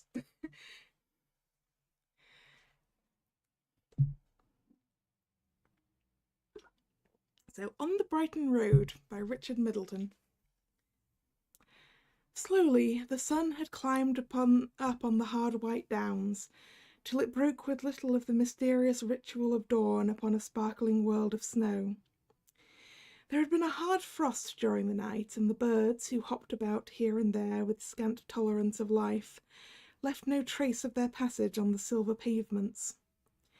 In places the sheltered caverns of the hedges broke the monotony of the whiteness that had fallen upon the coloured earth, and overhead the sky melted from orange to deep blue, from deep blue to a blue so pale that it suggested that a thin paper screen rather than an illimitable space. Across the level fields there came a cold, silent wind which blew fine dust of snow from the trees, but hardly stirred the crested hedges. Once above the skyline, the sun seemed to climb more quickly, and as it rose higher it began to give out a heat that blended with the keenness of the wind. It may have been this strange alternation of heat and cold that disturbed the tramp in his dreams, for he struggled for a moment with the snow that covered him, like a man who finds himself twisted uncomfortably in the bedclothes, and then sat up with staring, questioning eyes. "Lord, I thought I was in bed," he said to himself as he took in the vacant landscape, "and all the while I was out here." He stretched his limbs and, rising carefully to his feet, shook the snow off his body. As he did so, the wind set him shivering, and he knew that his bed had been warm. "Come, I feel pretty fit," he thought. "I suppose I am lucky to wake at all in this, or unlucky. It isn't much of a business to come back to." He looked up and saw the downs shining against the blue like the Alps on a picture postcard. "That means another 40 miles or so, I suppose," he continued grimly. "Lord knows what I did yesterday. Walked till I was done, and now I'm only 12 miles from Brighton. Damn the snow, damn Brighton, damn everything." The sun crept up higher and higher, but he started walking patiently along the road with his back turned to the hills. Am I glad or sorry it was only sleep that took me? Glad or sorry? Glad or sorry? His thoughts seemed to arrange themselves in a metrical accompaniment to the steady thud of his footsteps, and he hardly sought an answer to his question. It was good enough to walk to. Presently, when 3 milestones had loitered past, he overtook a boy who was stooping to light a cigarette. He wore no overcoat and looked unspeakably fragile against the snow. "Are you on the road, governor?" asked the boy huskily as he passed. "I think I am," the tramp said. "Oh, then I'll come a bit of the way with you if you don't walk too fast. It's a bit lonesome walking this time of day." The tramp nodded his head, and the boy started limping along by his side. "I'm 18, he said casually. "Bet you thought I was younger." 15, I'd have said. "You'd have backed a loser. 18 last August, and I've been on the road 6 years. I ran away from home 5 times when I was little, and the police took me back each time. Very good to me, the police was. Now I haven't got a home to run away from." "Nor have I," the tramp said calmly. "Oh, I can see what you are," the boy panted. "You're a gentleman come down. It's harder for you than it is for me." The tramp glanced at the limping, feeble figure and lessened his pace. "I haven't been at it as long as you have," he admitted. "No, I could tell by the way you walk. You haven't got tired yet. Perhaps you expect something at the other end." The tramp reflected for a moment. "I don't know," he said bitterly. "I'm always expecting things." "You'll grow out of that," the boy commented. It's warmer in London, but it's harder to come by grub. There isn't much in it, really. Still, there's the chance of meeting someone there who will understand. Country people are better, the boy interrupted. Last night I took a lease of a barn for nothing and slept with the cows. And this morning the farmer routed me out and gave me tea and toke because I was little. Of course I score there, but in London, soup on the embankment at night, and all the rest of the time coppers moving you on. I dropped by the roadside last night and slept where I fell. It's a wonder I didn't die, the tramp said. The boy looked at him sharply. How do you know you didn't? He said. I don't see it, the tramp said after a pause. I tell you, the boy said hoarsely. People like us can't get away from this sort of thing if we want to. Always hungry and thirsty and dog-tired and walking all the time. And yet if anyone offers me a nice home and work, my stomach feels sick. Do I look strong? I know I'm little for my age, but I've been knocking about like this for 6 years. Do you think I'm not dead? I was drowned bathing at Margate, and I was killed by a gypsy with a spike. He knocked my head right in, and twice I was froze like you last night, and then a motor cut me down on this very road. And yet I'm walking along now, walking to London to walk away from it again, because I can't help it. Dead. I tell you, we can't get away if we want to. The boy broke off in a fit of coughing, and the tramp paused while he recovered. You'd better borrow my coat for a bit, Tommy, he said. Your cough's pretty bad. You go to hell, the boy said fiercely, puffing a cigarette. I'm all right. I was telling you about the road. You haven't got down to it yet, but you'll find out presently. We're all dead, all of us is on it. And we're all tired, yet somehow we can't leave it. There's nice smells in the summer, dust and hay and wind smacking your face on a hot day. And it's nice waking up in the wet grass on a fine morning. I don't know.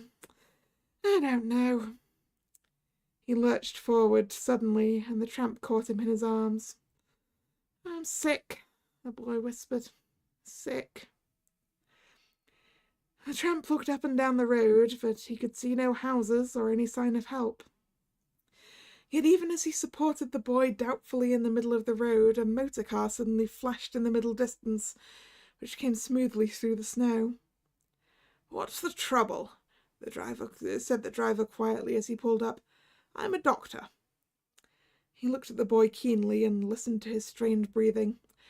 Pneumonia, he commented. I'll give him a lift to the infirmary, and you too, if you'd like. The tramp thought of the workhouse and shook his head. I'd rather walk, he said. The boy winked faintly as they lifted him into the car. I'll meet you beyond Reigate, he murmured to the tramp. You'll see. And the car vanished along the white road. All the morning the tramp splashed through the thawing snow, but at midday he begged some bread at a cottage door and crept into a lonely barn to eat it. It was warm in there, and after his meal he fell asleep among the hay. It was dark when he woke, and he started trudging once more through the slushy roads. 2 miles beyond Reigate, a fragile figure, slipped out of the darkness to meet him. On the road, governor, said a husky voice. I'll come with you a bit of the way if you don't walk too fast. It's a bit lonesome walking this time of day. But the pneumonia, cried the tramp aghast. I died at Crawley this morning, said the boy. And that is it.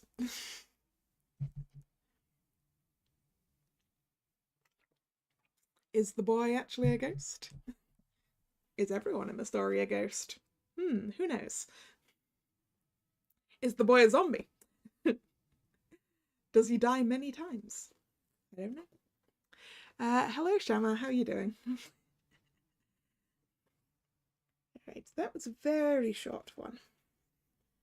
Some of these are significantly shorter than the others, I see. Just under 10 minutes. Yeah, it was like 3 pages. 3 and a bit.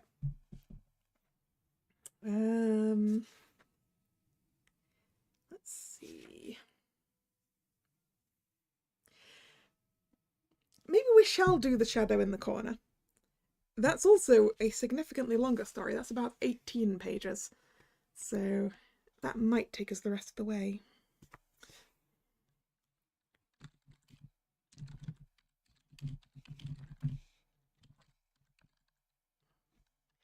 So The Shadow in the Corner, which is by M.E. Oop, no. Why is that? Why is it not typing right?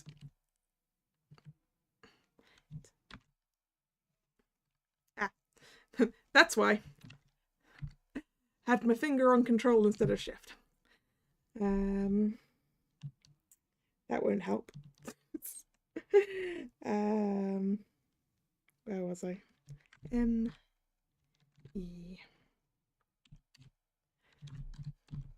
Braddon. And this one, back to the 1800s, 1879.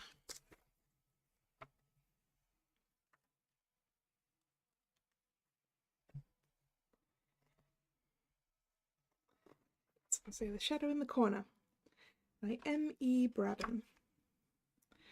Wild Heath Grange stood a little way back from the road, with a barren stretch of heath behind it and a few tall fir trees, with straggling wind-tossed heads for its only shelter. It was a lonely house, on a lonely road, little better than a lane, leading across a desolate waste of sandy fields to the seashore, and it was a house that bore a bad name amongst the natives of the village of Holcroft, which was the nearest place where humanity might be found. It was a good old house, nevertheless, substantially built in the days where there was no stint of stone and timber, a good old grey stone house with many gables, deep window seats, and a wide staircase, long dark passages, hidden doors in queer corners, closets as large as some modern rooms, and cellars in which a company of soldiers might have lain perdu. This spacious old mansion was given over to rats and mice, loneliness, echoes, and the occupation of 3 elderly people: Michael Bascom, whose forebears had been landowners of importance in the neighbourhood, and his 2 servants, Daniel Skegg and his wife, who had served the owner of that grim old house ever since he had left the university, where he had lived 15 years of his life, 5 as student, and 10 as professor of natural science. At 33, Michael Bascom had seemed a middle-aged man. At 56, he looked and moved and spoke like an old man.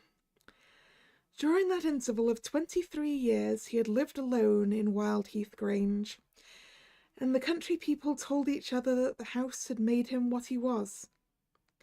This was a fanciful and superstitious notion on their part, doubtless, yet it would have been difficult to have traced a certain affinity between the... No. Yet it would not have been difficult to have traced a certain affinity between the dull grey building and the man who lived in it. Both seemed alike remote from the common cares and interests of humanity. Both had an air of settled melancholy, engendered by perpetual solitude. Both had the same faded complexion, and the same look of slow decay. Yet, lonely as Michael Bascom's life was at Wild Heath Grange, he would not on any account have altered its tenor. He had been glad to exchange the comparative seclusion of college rooms for the unbroken solitude of Wild Heath. He was fanatic in his love of scientific research, and his quiet days were filled to the brim with labours that seldom failed to interest and satisfy him. There were periods of depression, occasional moments of doubt, when the goal towards which he strove seemed unattainable, and his spirit fainted within him. Happily, such times were rare with him. He had a dogged power of continuity which ought to have carried him to the highest pinnacle of achievement, and which perhaps might ultimately have won for him a grand name and a worldwide renown, but for a catastrophe which burdened the declining years of his harmless life with an unconquerable remorse. One autumn morning, when he had lived just 23 years at Wildheath, and had only lately begun to perceive that his faithful butler and body servant, who was middle-aged when he first employed him, was actually getting old. Mr. Bascom's breakfast meditations over the latest treatise on the atomic theory were interrupted by an abrupt demand from that very Daniel Skegg. The man was accustomed to wait upon his master in the absolute silence, and his sudden breaking out into speech was almost as startling as if the bust of Socrates above the bookcase had burst into human language. "It's no use. My missus must have a girl." "A what?" demanded Mr. Bascom, without taking his eyes from the line he had been reading.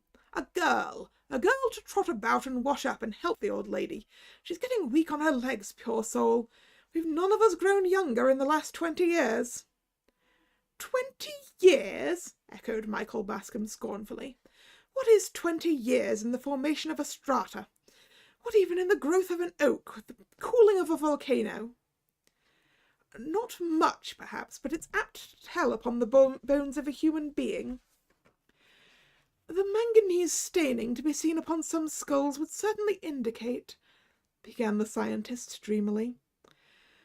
"I wish my bones were only as free from rheumatics as they were 20 years ago," pursued Daniel testily. "And then perhaps I should make light of 20 years. Howsoever, the long and short of it is, my missus must have a girl.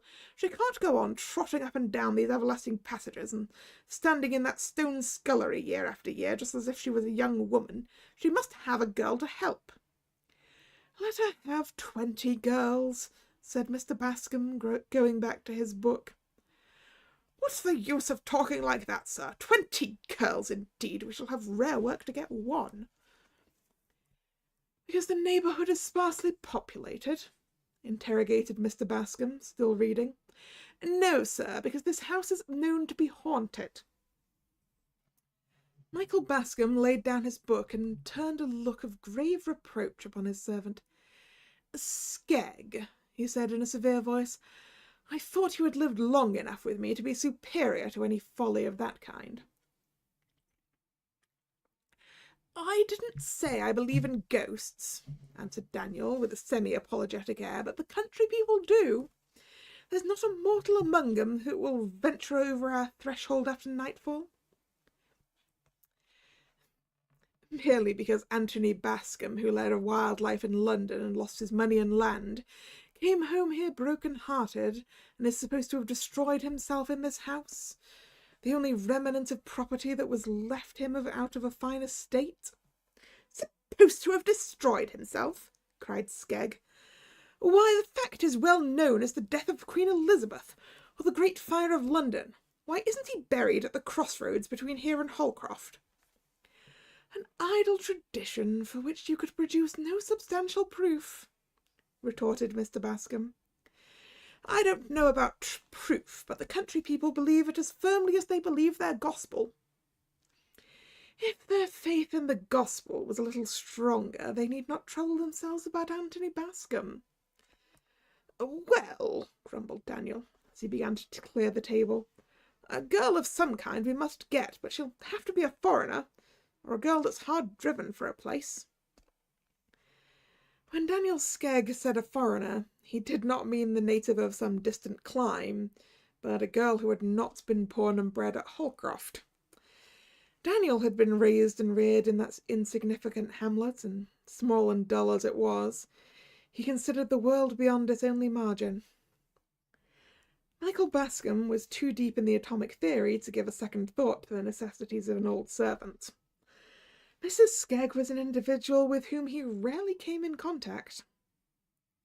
She lived for the most part in a gloomy region at the north end of the house, where she ruled over the solitude of a kitchen that looked like a cathedral, and numerous offices of the scullery, larder, and pantry class, where she carried on a perpetual warfare with spiders and beetles, and wore her old life out in the labour of sweeping and scrubbing. She was a woman of severe aspect, dogmatic piety, and a bitter tongue. She was a good plain cook, and ministered diligently to her master's wants. He was not an epicure, but he liked his life to be smooth and easy, and the equilibrium of his mental power must have been disturbed by a bad dinner. Sorry, it would have been disturbed by a bad dinner. He heard no more about the proposed addition to his household for a space of 10 days, when Daniel Skegg again startled him amidst his studious repose by the abrupt announcement, "I've got a girl." "Oh?" said Michael Bascom. "Have you?" And he went on with his book. This time he was reading an essay on phosphorus and its functions in relation to the human brain. "Yes," pursued Daniel in his usual grumbling tone. "She was a waif and stray, or I shouldn't have got her. If she'd been a native, she'd never have come to us." "I hope she's respectable," said Michael. "Respectable? That's the only fault she has, poor thing. She's too good for the place. She's never been in service before, but she says she's willing to work, and I dare say my old woman will be able to break her in. Her father was a small tradesman at Yarmouth. He died a month ago and left this poor thing homeless. Mrs. Midge at Holcroft is her aunt, and she said to the girl, 'Come and stay with me until you get a place,' and the girl has been staying with Mrs. Midge for the last 3 weeks, trying to hear of a place. When Mrs. Midge heard my missus wanted a girl to help, she thought it would be the very thing for her niece Maria. Luckily Maria had heard nothing about this house, so the poor innocent dropped me a curtsy and said she'd be thankful to come, and would do her best to learn her duty. And she'd have an easy time of it with her father, who educated her above her station like the fool he was," growled Daniel. "By your own account, I'm afraid you've made a bad bargain," said Michael. "You don't want a young lady to clean kettles and pans." "If she was a young duchess, my old woman would make her work," retorted Skegg decisively. "And pray where are you going to put this girl?" asked Mr. Bascom rather irritably. "I can't have a strange young woman tramping up and down the passages outside my room. You know what a wretched sleeper I am, Skegg. A mouse behind the wainscot is enough to wake me." "I've thought of that," answered the butler, with his look of ineffable wisdom. "I'm not going to put her on your floor. She's to sleep in the attics." "Which room?" "The big one to the north end of the house. That's the only ceiling that doesn't let water. She might as well sleep in a shower bath as in any of the other attics." "The room at the north end," repeated Mr. Bascom thoughtfully. "Isn't that—" "Of course it is," snapped Skegg, "but she doesn't know anything about it." Mr. Bascom went back to his books and forgot all about the orphan from Yarmouth, until one morning on entering his study he was startled by the appearance of a strange girl, in a neat black and white cotton gown, busily dusting the volumes which were stacked in blocks upon his spacious writing table, and doing it with such deft and careful hands that he had no inclination to be angry at this unwonted liberty. Old Mrs. Skegg had religiously refrained from all such dusting, on the plea that she did not wish to interfere with the master's ways. One of the master's ways, therefore, had been to inhale a good deal of dust in the course of his studies. The girl was a slim little thing, with a pale and somewhat old-fashioned face, flaxen hair braided underneath a neat muslin cap, a very fair complexion, and light blue eyes. They were the lightest blue eyes Michael Bascom had ever seen, but there was a sweetness and gentleness in their expression which atoned for their insipid colour. "I hope you do not mind my dusting your books, sir," she said, dropping a curtsy. She spoke with such quaint precision which struck Michael Bascom as a pretty thing in its way. "No, I don't object to cleanliness, so long as my books and papers are not disturbed. If you take a volume off my desk, replace it on the spot you took it from, that's all I ask." "I will be very careful, sir." "When did you come here?" "Only this morning, sir." The student seated himself at his desk, and the girl withdrew, drifting out of the room as noiselessly as a flower blown across the threshold. Michael Bascom looked after her curiously. He had seen very little of youthful womanhood in his dry-as-dust career, and he wondered at this girl as a creature of a species hitherto unknown to him. How fairly and delicately she was fashioned, What a translucent skin! What soft and pleasing accents issued from those rose-tinted lips! A pretty thing, assuredly, this kitchen wench. A pity that in all this busy world there could be no better work found for her than the scouring of pots and pans. Absorbed in considerations about dry bones, Mr. Bascom thought no more of the pale-faced handmaiden. He saw her no more about his rooms. Whatever work she did there was done early in the morning, before the scholars' breakfast. She had been a week in the house, when he met her one day in the hall. He was struck by the change in her appearance. The girlish lips had lost their rosebud hue. The pale blue eyes had a frightened look, and there were dark rings around them, as in one whose nights had been sleepless or troubled by evil dreams. Michael Bascom was so startled by an undefinable look in the girl's face that, reserved as he was by habit and nature, he expanded as far to ask her what ailed her. "There is something amiss, I am sure. What is it?" "Nothing, sir," she faltered, looking still more scared at his question. "Indeed, it is nothing, or nothing worth troubling you about." "Nonsense. Do you suppose, because I live among books, that I have no sympathy with my fellow creatures? Tell me what is wrong with you, child. You have been grieving about a father you have lately lost, I suppose?" "No, sir, it is not that. I shall leave off my being sorry for that. It is a grief that will last me all my life." "What? There is something else, then?" asked Michael impatiently. "I see you are not happy here. Hard work does not suit you? I thought as much." "Oh, sir, please don't think that," cried the girl very earnestly. "Indeed, I'm glad to work, glad to be in service. It's only—" She faltered and broke down, the tears rolling slowly from her sorrowful eyes, despite her effort to keep them back. "Only what?" cried Michael, growing angry. "The girl is full of secrets and mysteries. What do you mean, wench?" I know it is very foolish, sir, but I am afraid of the room where I sleep." "Afraid? Why?" "Shall I tell you the truth, sir? Will you promise not to be angry?" "I will not be angry if you will only speak plainly. But you provoke me with these hesitations and suppressions." "And please, sir, do not tell Mrs. Skegg I have told you. She would scold me and perhaps even send me away." "Mrs. Skegg shall not scold you. Go on, child." "You may not know the room where I sleep, sir. It's a large room at one end of the house, looking towards the sea. I can see the dark line of water from the window, and I wonder sometimes to think that it is the same ocean I used to see when I was a child at Yarmouth. It is very lonely, sir, at the top of the house. Mr. and Mrs. Skegg sleep in a little room near the kitchen, you know, sir, and I am quite alone on the top floor." "Skegg told me you had been educated in advance of your position in life, Maria. I should have thought the first effect of a good education would have been to make you superior to any foolish fancies about empty rooms." "Oh, pray, sir, I do not think it is any fault in my education. Father took such pains with me. He spared no expense in giving me as good an education as a tradesman's daughter need wish for. And he was a religious man, sir. He did not believe—" Here she paused with a suppressed shudder. "In the spirits of the dead appearing to the living, since the days of miracles when the ghost of Samuel appeared to Saul. He never put any foolish ideas into my head, sir. I haven't a thought of fear when I first laid down to rest in the big lonely room upstairs." "Well, what then?"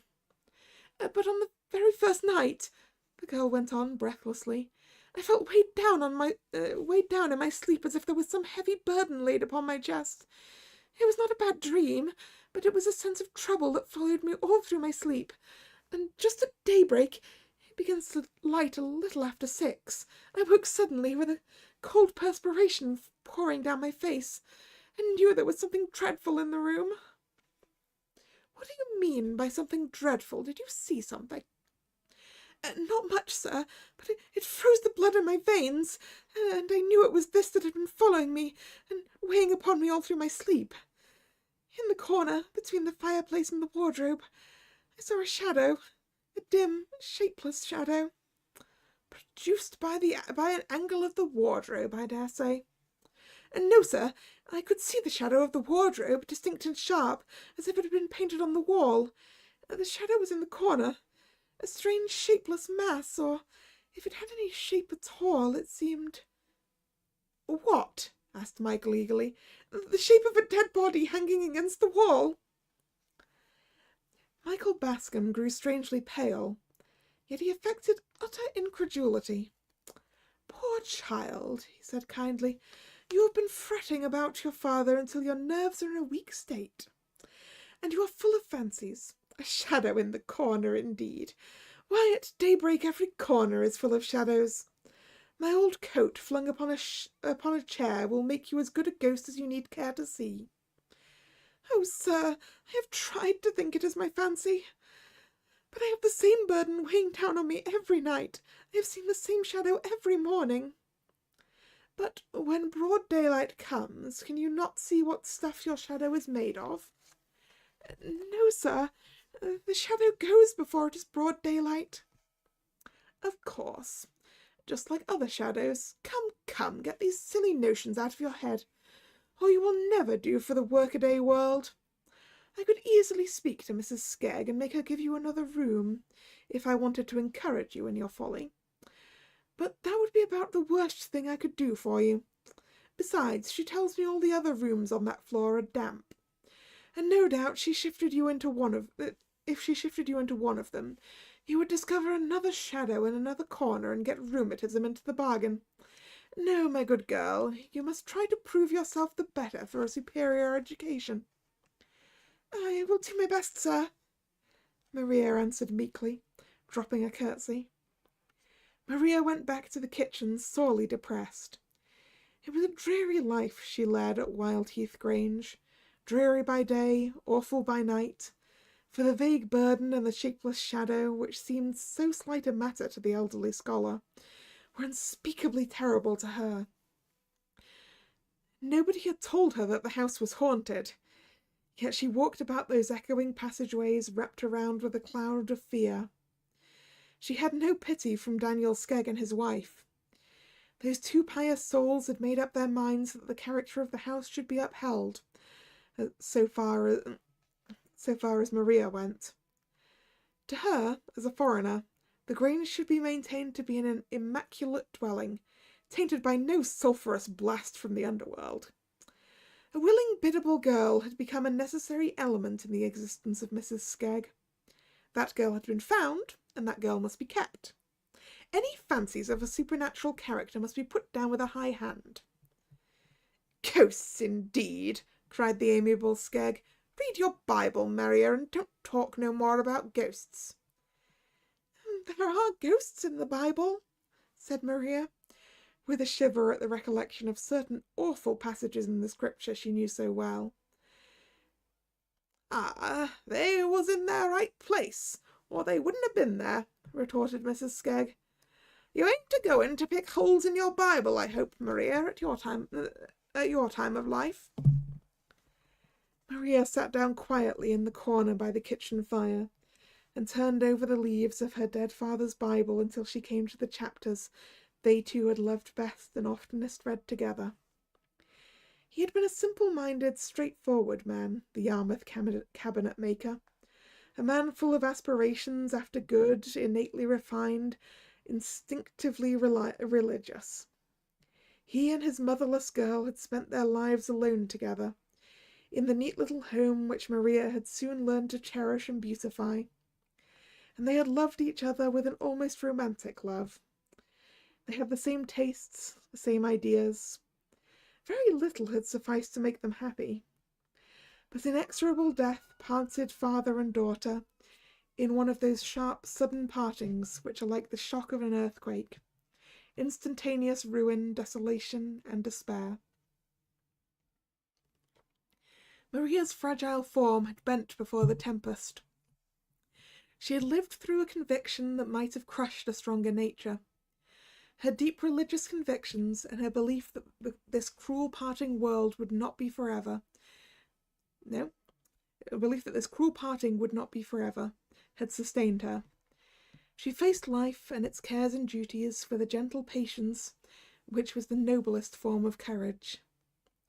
Michael Bascom told himself that the servant girl's foolish fancy about the room that had been given her was not a matter of serious consideration.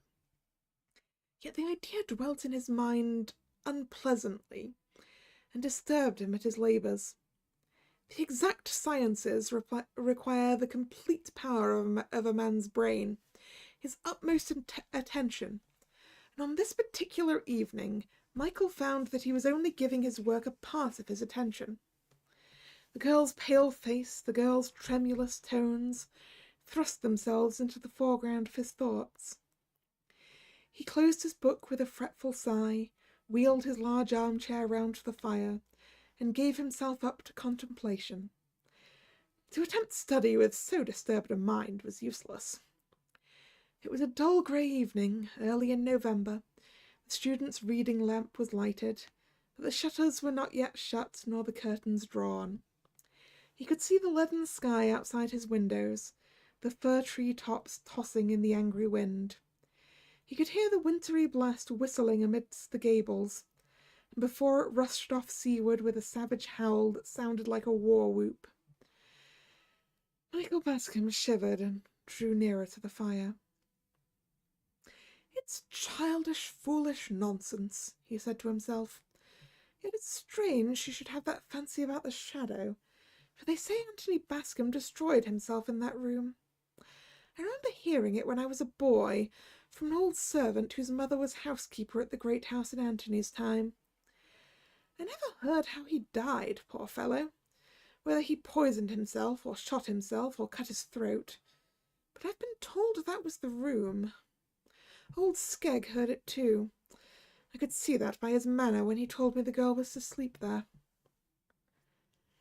He sat for a long time, till the grey of evening outside his study windows changed to the black of night, and the war whoop of the wind died away to a low complaining murmur. He sat looking into the fire and letting his thoughts wander back to the past and the traditions he had heard in his boyhood. That was a sad, foolish story of his great-uncle, Anthony Bascom. The pitiful story of a wasted fortune and a wasted life. A riotous collegiate career at Cambridge, a racing stable at Newmarket, an imprudent marriage, a dissipated life in London, a runaway wife, an estate forfeited to Jew money-lenders, and then the fatal end. Michael had often heard the dismal story, how when Anthony Bascom's fair false wife had left him, when his credit was exhausted and his friends had grown tired of him, and all was gone except Wildheath Grange, Anthony, the broken-down man of fashion, had come to that lonely house unexpectedly one night, and had ordered his bed to be got ready for him in the room where he used to sleep when he came to the place for the wild duck shooting in his boyhood. His old blunderbuss was still hanging over the mantelpiece, where he had left it when he came into the property, and could afford to buy the newest thing in fowling pieces. He had not been to Wildheath for 15 years. Nay, for a good many of those years he had forgotten the dreary old house belonged to him. The woman who had been housekeeper at Bascom Park, till house and lands had passed into the hands of the Jews, was at this time the sole occupant of the Wildheath. She cooked some supper for her master and made him as comfortable as she could in the long untenanted dining-room, but she was distressed to find, when she cleared the table after he had gone upstairs to bed, that he had eaten hardly anything. Next morning she got his breakfast ready in the same room, which she managed to make brighter and cheerier than it had looked overnight. Brooms, dusting brushes, and a good fire did much to improve the aspect of things. But the morning wore on to noon, and the old housekeeper listened in vain for her master's footfall on the stairs. Noon waned to late afternoon. She had made no effort to disturb him, thinking he had worn himself out by a tedious journey on horseback, and that he was sleeping the sleep of exhaustion. But when the brief November day clouded with the first shadows of twilight, the old woman grew seriously alarmed, and went upstairs to her master's door, where she waited in vain for any reply to her repeated calls and knockings. The door was locked on the inside, and the housekeeper was not strong enough to break it open. She rushed downstairs again, full of fear, and ran bareheaded out to the lonely road. There was no habitation nearer than the turnpike on the old coach road, from which this side road branched off to the sea. There was scanty hope of a chance passer-by. The old woman ran along the road, hardly knowing whither she was going or what she was going to do, but with a vague idea that she must get someone to help her. Chance favoured her. A cart, laden with seaweed, came lumbering slowly along from a level line of sands yonder, where the land melted into water. A heavy lumbering farm labourer walked beside the cart. "For God's sake, come in and bust open my master's door," she entreated, seizing the man by the arm. "He's lying dead or in a fit, and I can't get to help him." "All right, missus," answered the man, as if such an invitation were a matter of daily occurrence. "Whoa, Dobbin! Stand still, horse, and be donged to you. Be donged to thee." There we go. Dobbin was glad enough to be brought to anchor on the patch of waste grass in front of the Grange garden. His master followed the housekeeper upstairs and shattered the old-fashioned box lock with one blow of his ponderous fist. The old woman's worst fear was realised. Anthony Bascom was dead. But the mode and manner of his death Michael had never been able to learn. The housekeeper's daughter, who had told him the story, was an old woman when he was a boy. She had only shaken her head and looked unutterable things when he questioned her too closely. She had never even admitted that the old squire had committed suicide. Yet the tradition of his self-destruction was rooted in the minds of the natives of Holcroft, and there was a settled belief that his ghost, at certain times and seasons, haunted Wild Heath Grange. Now, Michael Bascom was a stern materialist. For him, the universe, with all its inhabitants, was a great machine, governed by inexorable laws. To such a man, the idea of a ghost was simply absurd. As absurd as the assertion that 2 and 2 make 5, or that a circle can be formed with a straight line. Yet he had a kind of dilettante interest in the idea of a mind that could believe in ghosts. The subject offered an amusing psychological study.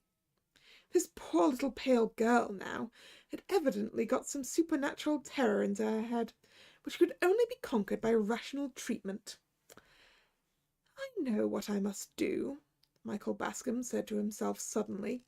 "I'll occupy that room myself tonight, and demonstrate to this foolish bred of timidity and foul. Wow, I'm stumbling over that sentence. And demonstrate to this foolish girl that her notion about the shadow is nothing more than a silly fancy bred of timidity and low spirits. An ounce of proof is better than a pound of argument. If I can prove to her that I have spent a night in the room and seen no such shadow, she will understand what an idle thing superstition is." Daniel came in presently to shut the shutters. "Tell your wife to make up my bed in the room where Maria has been sleeping, and put her into one of the rooms on the first floor for tonight, Skegg," said Mr. Bascom. "Sir?" Mr. Bascom repeated his order. "That silly wench has been complaining to you about her room," Skegg exclaimed indignantly. "She doesn't deserve to be well fed and cared for in a comfortable home. She ought to go to the workhouse." "Don't be angry with the poor girl, Skegg. She has taken a foolish fancy into her head, and I want to show her how silly it is," said Mr. Bascom. "And you want to sleep in that room yourself?" said the butler. "Precisely." "Well," mused Skegg, "if he does walk, which I don't believe, he was your own flesh and blood, and I don't suppose he'll do you any hurt." When Daniel Skegg went back to the kitchen, he railed mercilessly at poor Maria, who sat pale and silent in her corner by the hearth, darning old Mrs. Skegg's grey worsted stockings, which were the roughest and harshest armour that ever human foot clothed itself withal. "Was there ever such a whimsical, fine, ladylike miss," demanded Daniel, "to come into a gentleman's house and drive him out of his own bedroom to sleep in an attic with her nonsenses and vagaries?" If this was the result of being educated above one's station, Daniel declared that he was thankful he had never got so far in his schooling as to read words of 2 syllables without spelling. Education might be hanged for him if this was all it led to. "I am very sorry," faltered Maria, weeping silently over her work. "Indeed, Mr. Skegg, I made no complaint. My master questioned me, and I told him the truth, that was all." "All?" exclaimed Mr. Skegg irately. "All, indeed! I should think it was enough." Poor Maria held her peace. Her mind, fluttered by Daniel's unkindness, had wandered away from that bleak big kitchen to the lost home of her past. The snug little parlour where she and her father had sat beside the cosy hearth on such a night as this. She with her smart workbox and her plain sewing, he with the newspaper he loved to read, the petted cat purring on the rug, the kettle singing on the bright brass trivet, the tea tray pleasantly suggestive of the most comfortable meal in the day. Oh, those happy nights, that dear companionship! Were they really gone forever, leaving behind them but unkindness and servitude?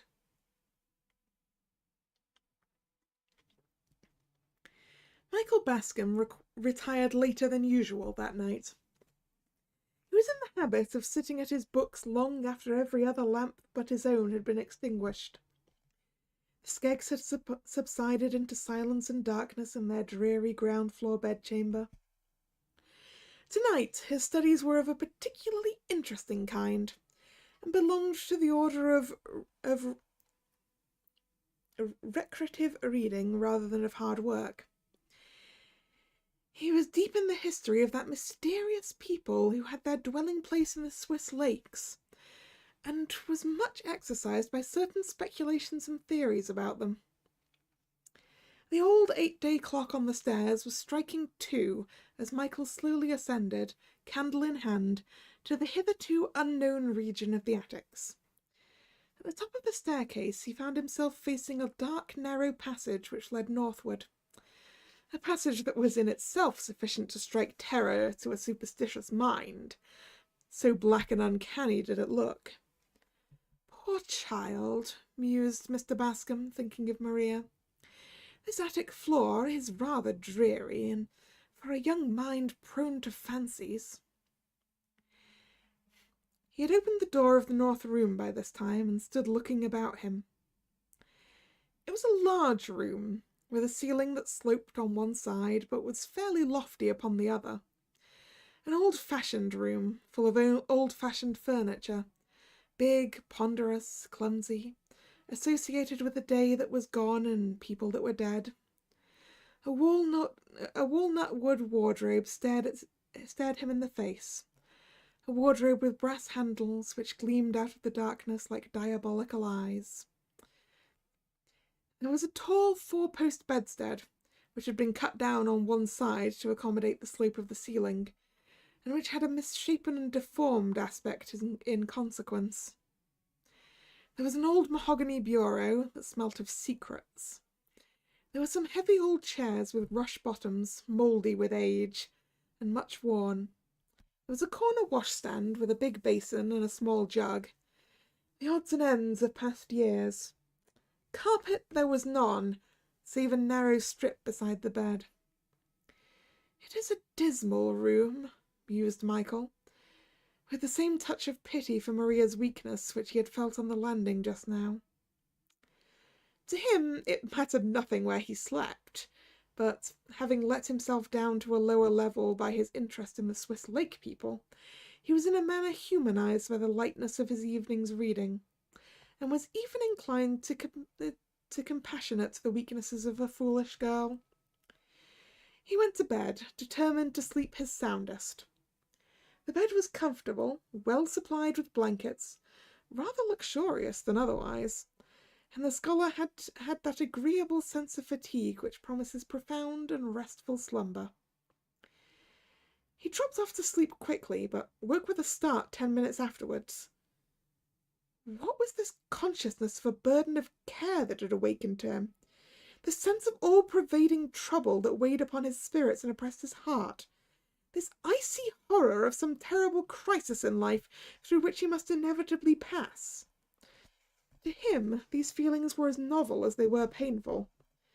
His life had flowed on with a smooth and sluggish tide, unbroken by so much as a ripple of sorrow. Yet tonight he felt all the pangs of unavailing remorse, the agonizing memory of a life wasted, the stings of humiliation and disgrace, shame, ruin, a hideous death, which he had doomed himself to die by his own hand. These were the horrors that pressed him round and weighed him down as he laid in Anthony Bascom's room. Yes, even he, the man who could recognize nothing in nature or in nature's God, better or higher than an irresponsible and invariable machine governed by mechanical laws, was fain to admit that here he found himself face to face with a psychological mystery. This trouble, which came between him and sleep, was the trouble that had pursued Anthony Bascom on the last night of his life. So had the suicide felt as he laid in that lonely room, perhaps striving to rest his wearied brain with one last earthly sleep before he passed to the unknown intermediate land where all is darkness and slumber. And that troubled mind had haunted this room ever since. It was not the ghost of a man's body that returned to the spots where he had suffered and perished, but the ghost of his mind, his very self, no meaningless simulacrum of the clothes he wore and the figure that filled them. Michael Bascom was not the man to abandon his high ground of sceptical philosophy without a struggle.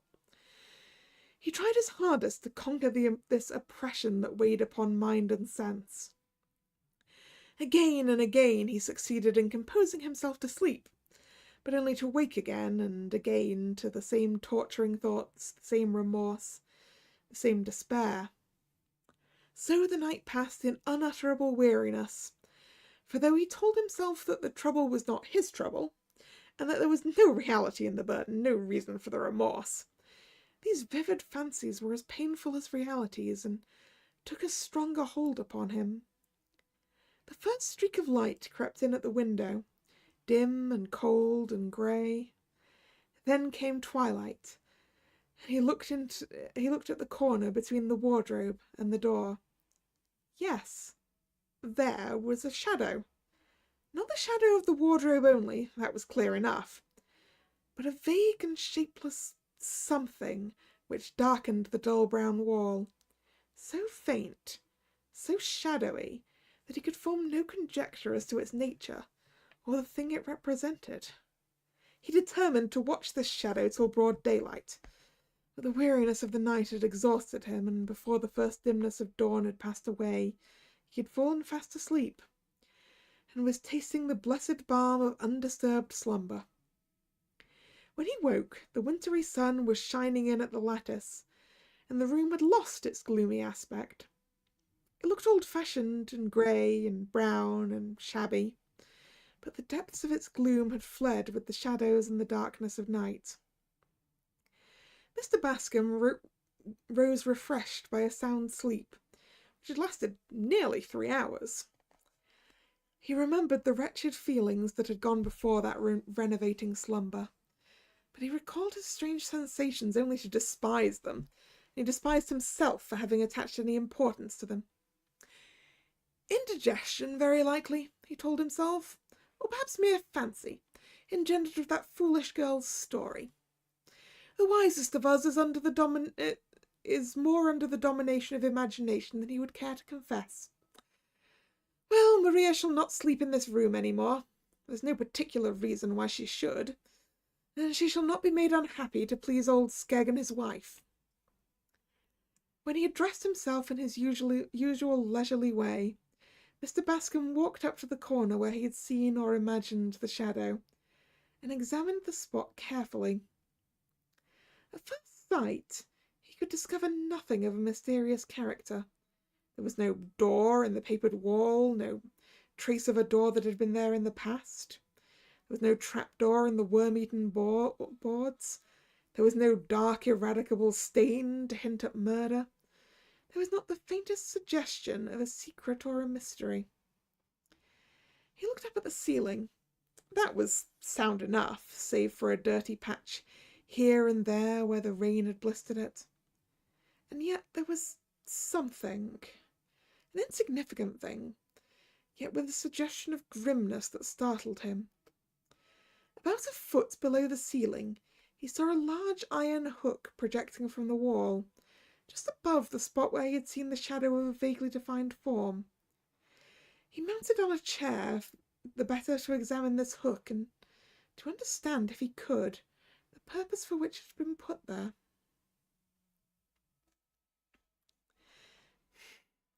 It was old and rusty. It must have been there for many years. Who could have placed it there, and why? It was not the kind of hook upon which one would hang a picture or one's garments. It was placed in an obscure corner. Had Anthony Bascom put it there on the night he died? Or did he find it there ready for a fatal use? If I were a superstitious man, thought Michael, I should be inclined to believe that Anthony Bascom hung himself from that rusty old hook. "Sleep well, sir?" asked Daniel, as he waited upon his master at breakfast. "Admirably," answered Michael, determined not to gratify the man's curiosity. He had always resented the idea that Wildheath Grange was haunted. "Oh, indeed, sir, you are so late that I fancied—" "Late, yes. I slept so well that I overshot my usual hour for waking. But by the way, Skegg, as that poor girl objects to the room, let her sleep somewhere else. It can't make any difference to us, and it may make some difference to her." Muttered Daniel in his grumpy way. "You didn't see anything queer up there, did you?" "See anything? Of course not." "Well, then, why should she see things? It's all in her silly fiddle-faddle." "Never mind. Let her sleep in another room." "There ain't another room in the top floor that's dry." "Then let her sleep on the floor below. She creeps about quietly enough, poor timid little thing. She won't disturb me." Daniel grunted, and his master understood the grunt to mean obedient assent. But here Mr. Bascom was unhappily mistaken. The proverbial obstinacy of the pig family is as nothing compared to the obstinacy of a cross-grained old man, whose narrow mind has never been illuminated by education. Daniel was beginning to feel jealous of his master's compassionate interest in the orphan girl. She was a sort of gentle clinging thing that might creep into an elderly bachelor's heart unawares and make herself a comfortable nest there.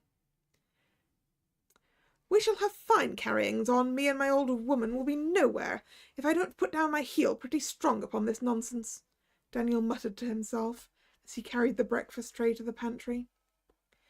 Maria met him in the passage. "Oh, well, Mr. Skegg, what did my master say?" she asked breathlessly. "Did he see anything strange in the room?"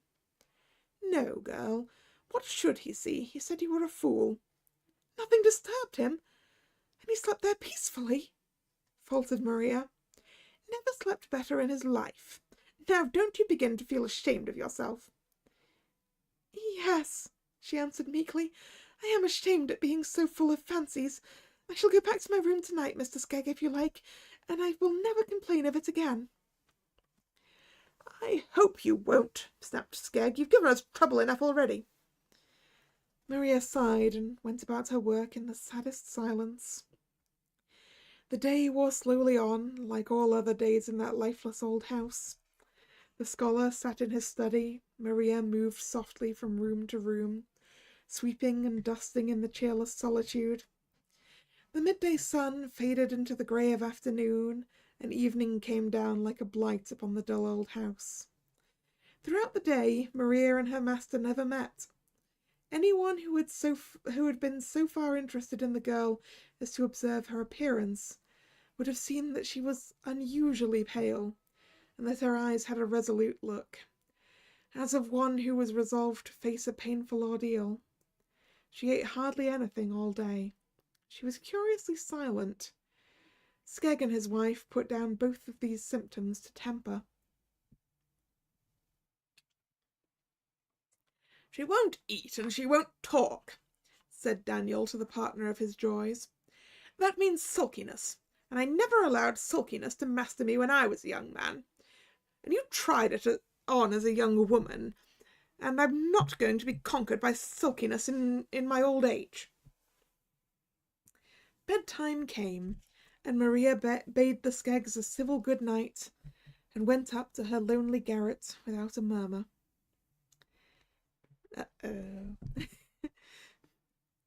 The next morning came, and Mrs. Skegg looked in vain for her patient handmaiden when she wanted Maria's services in preparing the breakfast. "The wench sleeps sound enough this morning. Go and call her, Daniel. My poor legs can't stand them stairs."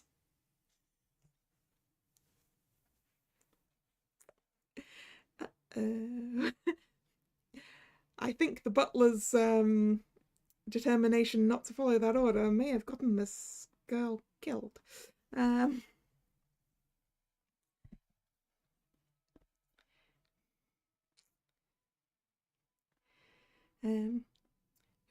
Your poor legs are getting uncommon useless," muttered Daniel testily, as he went to do his wife's behest.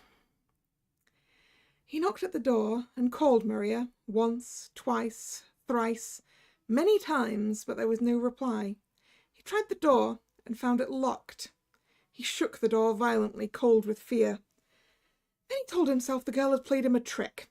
She had stolen away before daybreak and left the door locked to frighten him. But no, this could not be, for he could see the key in the lock when he knelt down and put his eye to the keyhole. The key prevented his seeing into the room. "She's in there, laughing in her sleeve at me," he told himself, "but I'll soon be even with her." There was a heavy bar on the staircase, which was intended to secure the shutters of the window that lighted the stairs. It was a detached bar, and had always stood in the corner near the window, which it was but rarely employed to fasten. Daniel ran down to the landing and seized upon this massive iron bar, then ran back to the garret door. One blow from the heavy bar shattered the old lock, which was the same lock the carter had broken with his strong fist 70 years before, and was clearly repaired, I guess. The door flew open, and Daniel went into the attic which he had chosen for the stranger's bedchamber. Maria was hanging from the hook in the wall. She had contrived to cover her face decently with her handkerchief. She had hanged herself deliberately about an hour before Daniel found her, in the early grey of the morning. The doctor, who was summoned from Holcroft, was able to declare the time at which she had slain herself, but there was no one who could say what sudden access of terror had impelled herself to the desperate act, or under what slow torture of nervous apprehension her mind had given way. The coroner's jury returned the customary merciful verdict of temporary insanity. The girl's melancholy fate darkened the rest of Michael Bascom's life.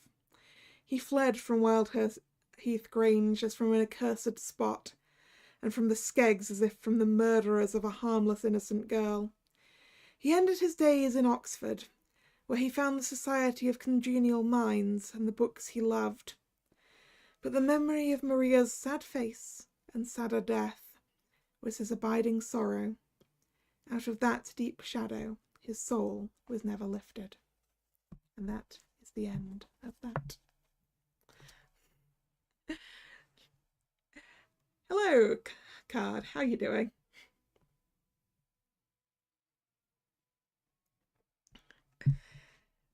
Alright, we've got... Is there another really, really short one in here?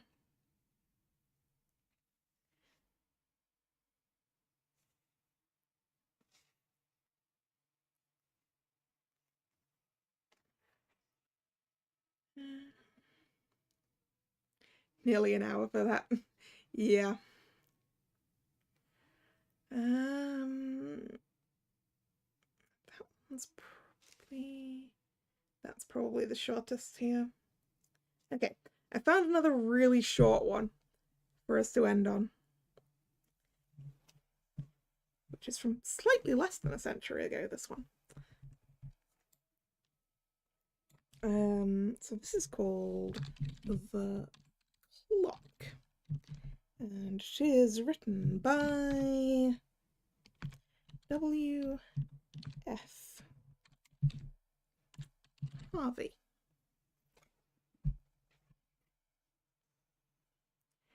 And this is from 1928.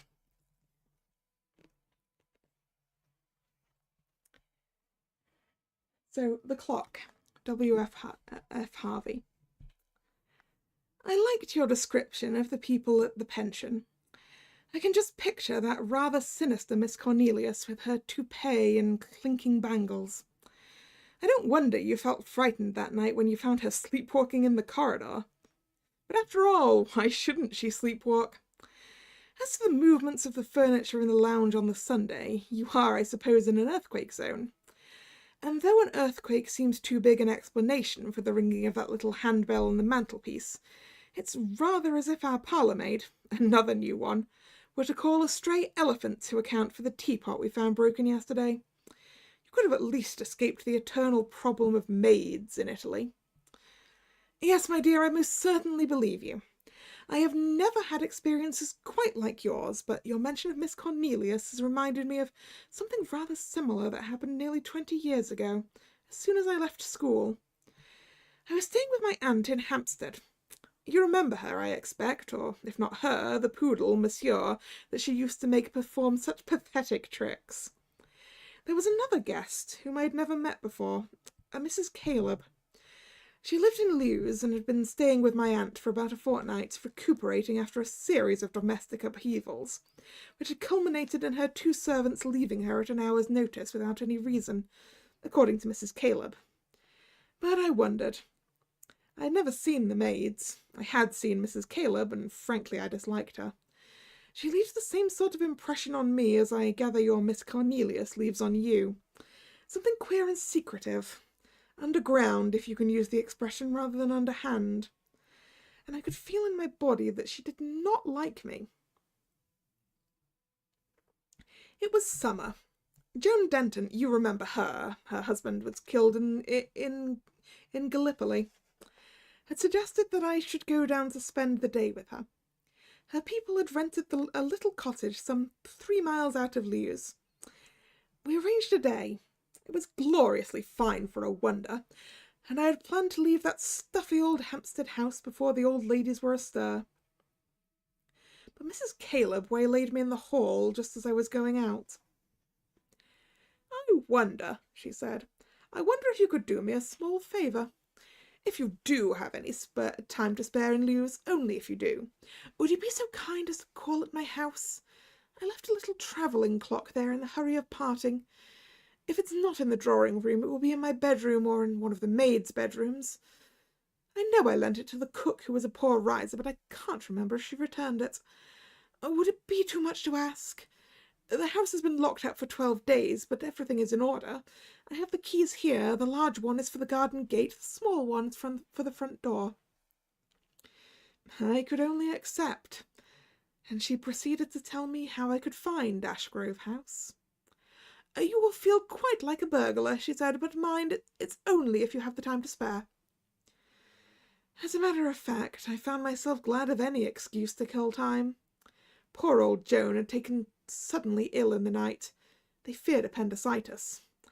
And though her people were very kind and asked me to stay till lunch, I could see that I should only be in the way, and made Mrs. Caleb's commission an excuse for an early departure. I found Ashgrove without difficulty. It was a medium-sized red-brick house, standing by itself in a high-walled garden that bounded a narrow lane. A flagged path led from the gate to the front door, in front of which grew not an ash, but a monkey puzzle. That must have made the rooms unnecessarily gloomy. The side door, as I expected, was locked. The dining room and drawing room lay on either side of the hall, and as the windows of both were shuttered, I left the hall door open, and in the dim light looked round hurriedly for the clock, which, from what Mrs. Caleb had said, I hardly expected to find in either of the downstairs rooms. It was neither on table nor mantelpiece. The rest of the furniture was carefully covered over with white dust sheets. Then I went upstairs, but before doing so I closed the front door. I did, in fact, feel rather like a burglar, and I thought if anyone did happen to see the front door open, I might have difficulty in explaining things. Happily, the upstairs windows were not shuttered. I made a hurried search of the principal bedrooms. They had been left in apple pie order. Nothing was out of place, but there was no sign of Mrs. Caleb's clock. The impression that the house gave me, you know, the sense of personality that a house conveys, was neither pleasing nor displeasing, but it was stuffy. Stuffy from the absence of fresh air, with an additional stuffiness added that seemed to come out of the hangings and quilts and antimacassars, which I feel is the second time that word's come up today, and I have no idea what it means.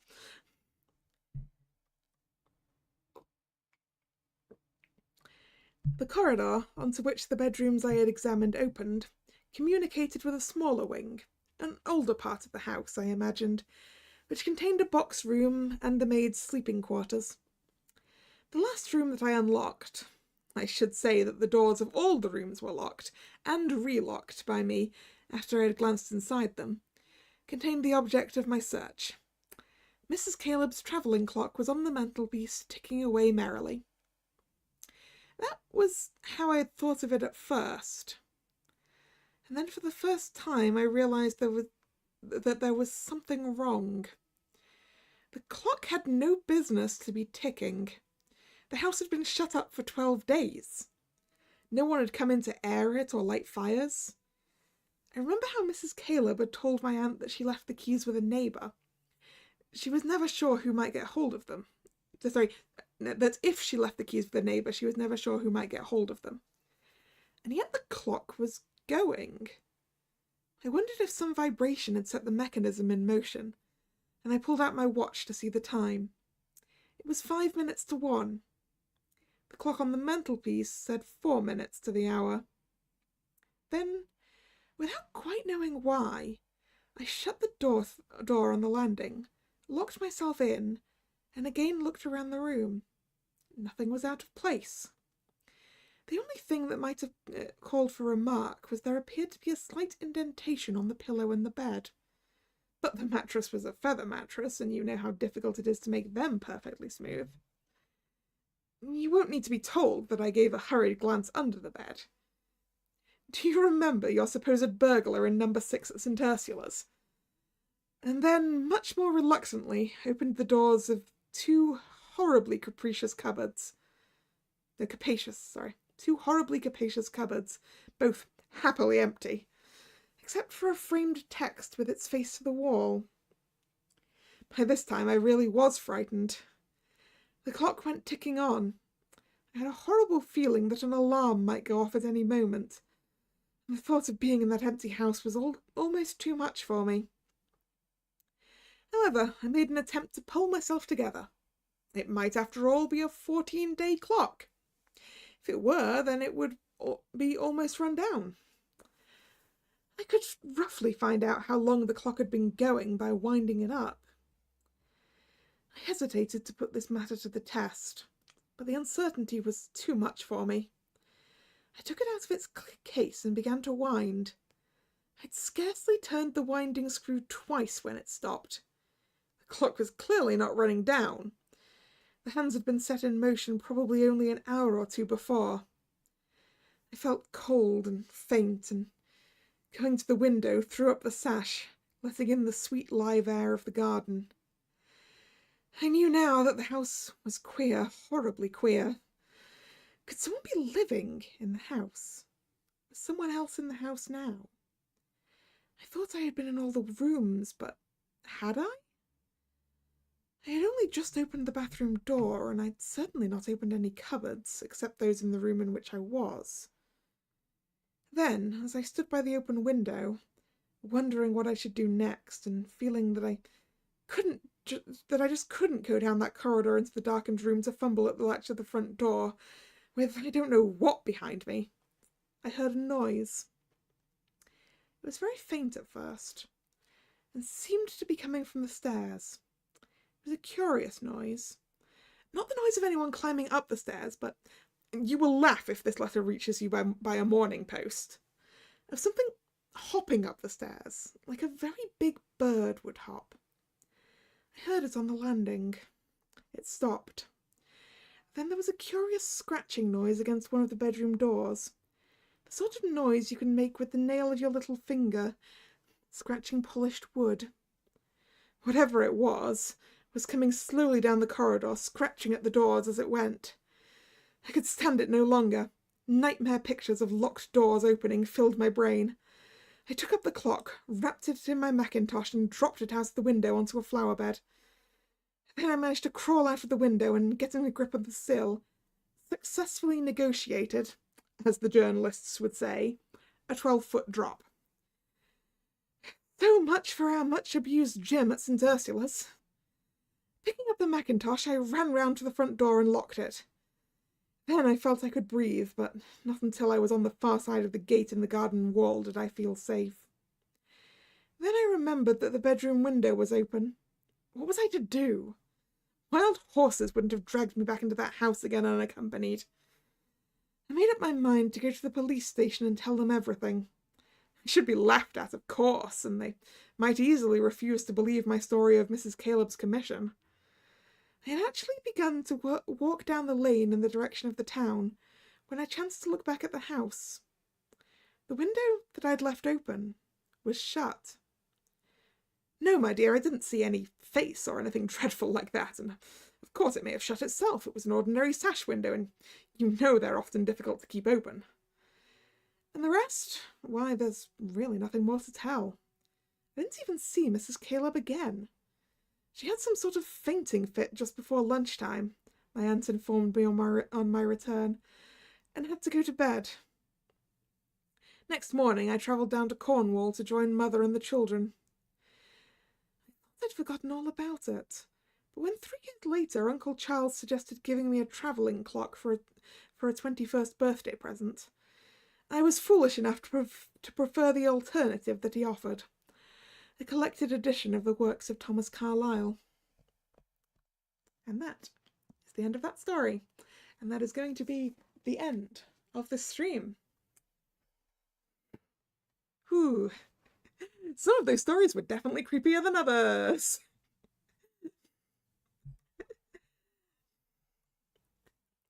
So yes, thank you very much for joining me as we attempt to scare ourselves this Halloween night. If you're new here and you've enjoyed your time, consider subscribing to the channel. You can also follow me on social media, which is linked in the description box. 6 stories out of how many? Let's see. 1, 2, 3, 4, 5, 6, 7, 8,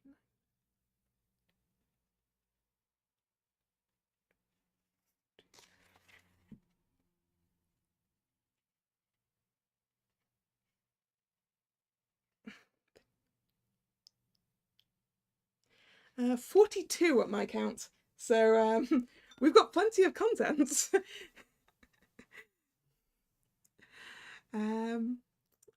Yes, where was I?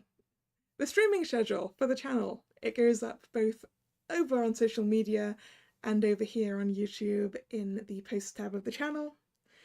The next scheduled stream of this week will be Sunday, 2 p.m, for some more Phoenix Wright Ace Attorney Trials and Tribulations. So I hope to see you then, or another time. Once again, thank you very much for coming. And this is Kalla signing out. See ya! Bye bye!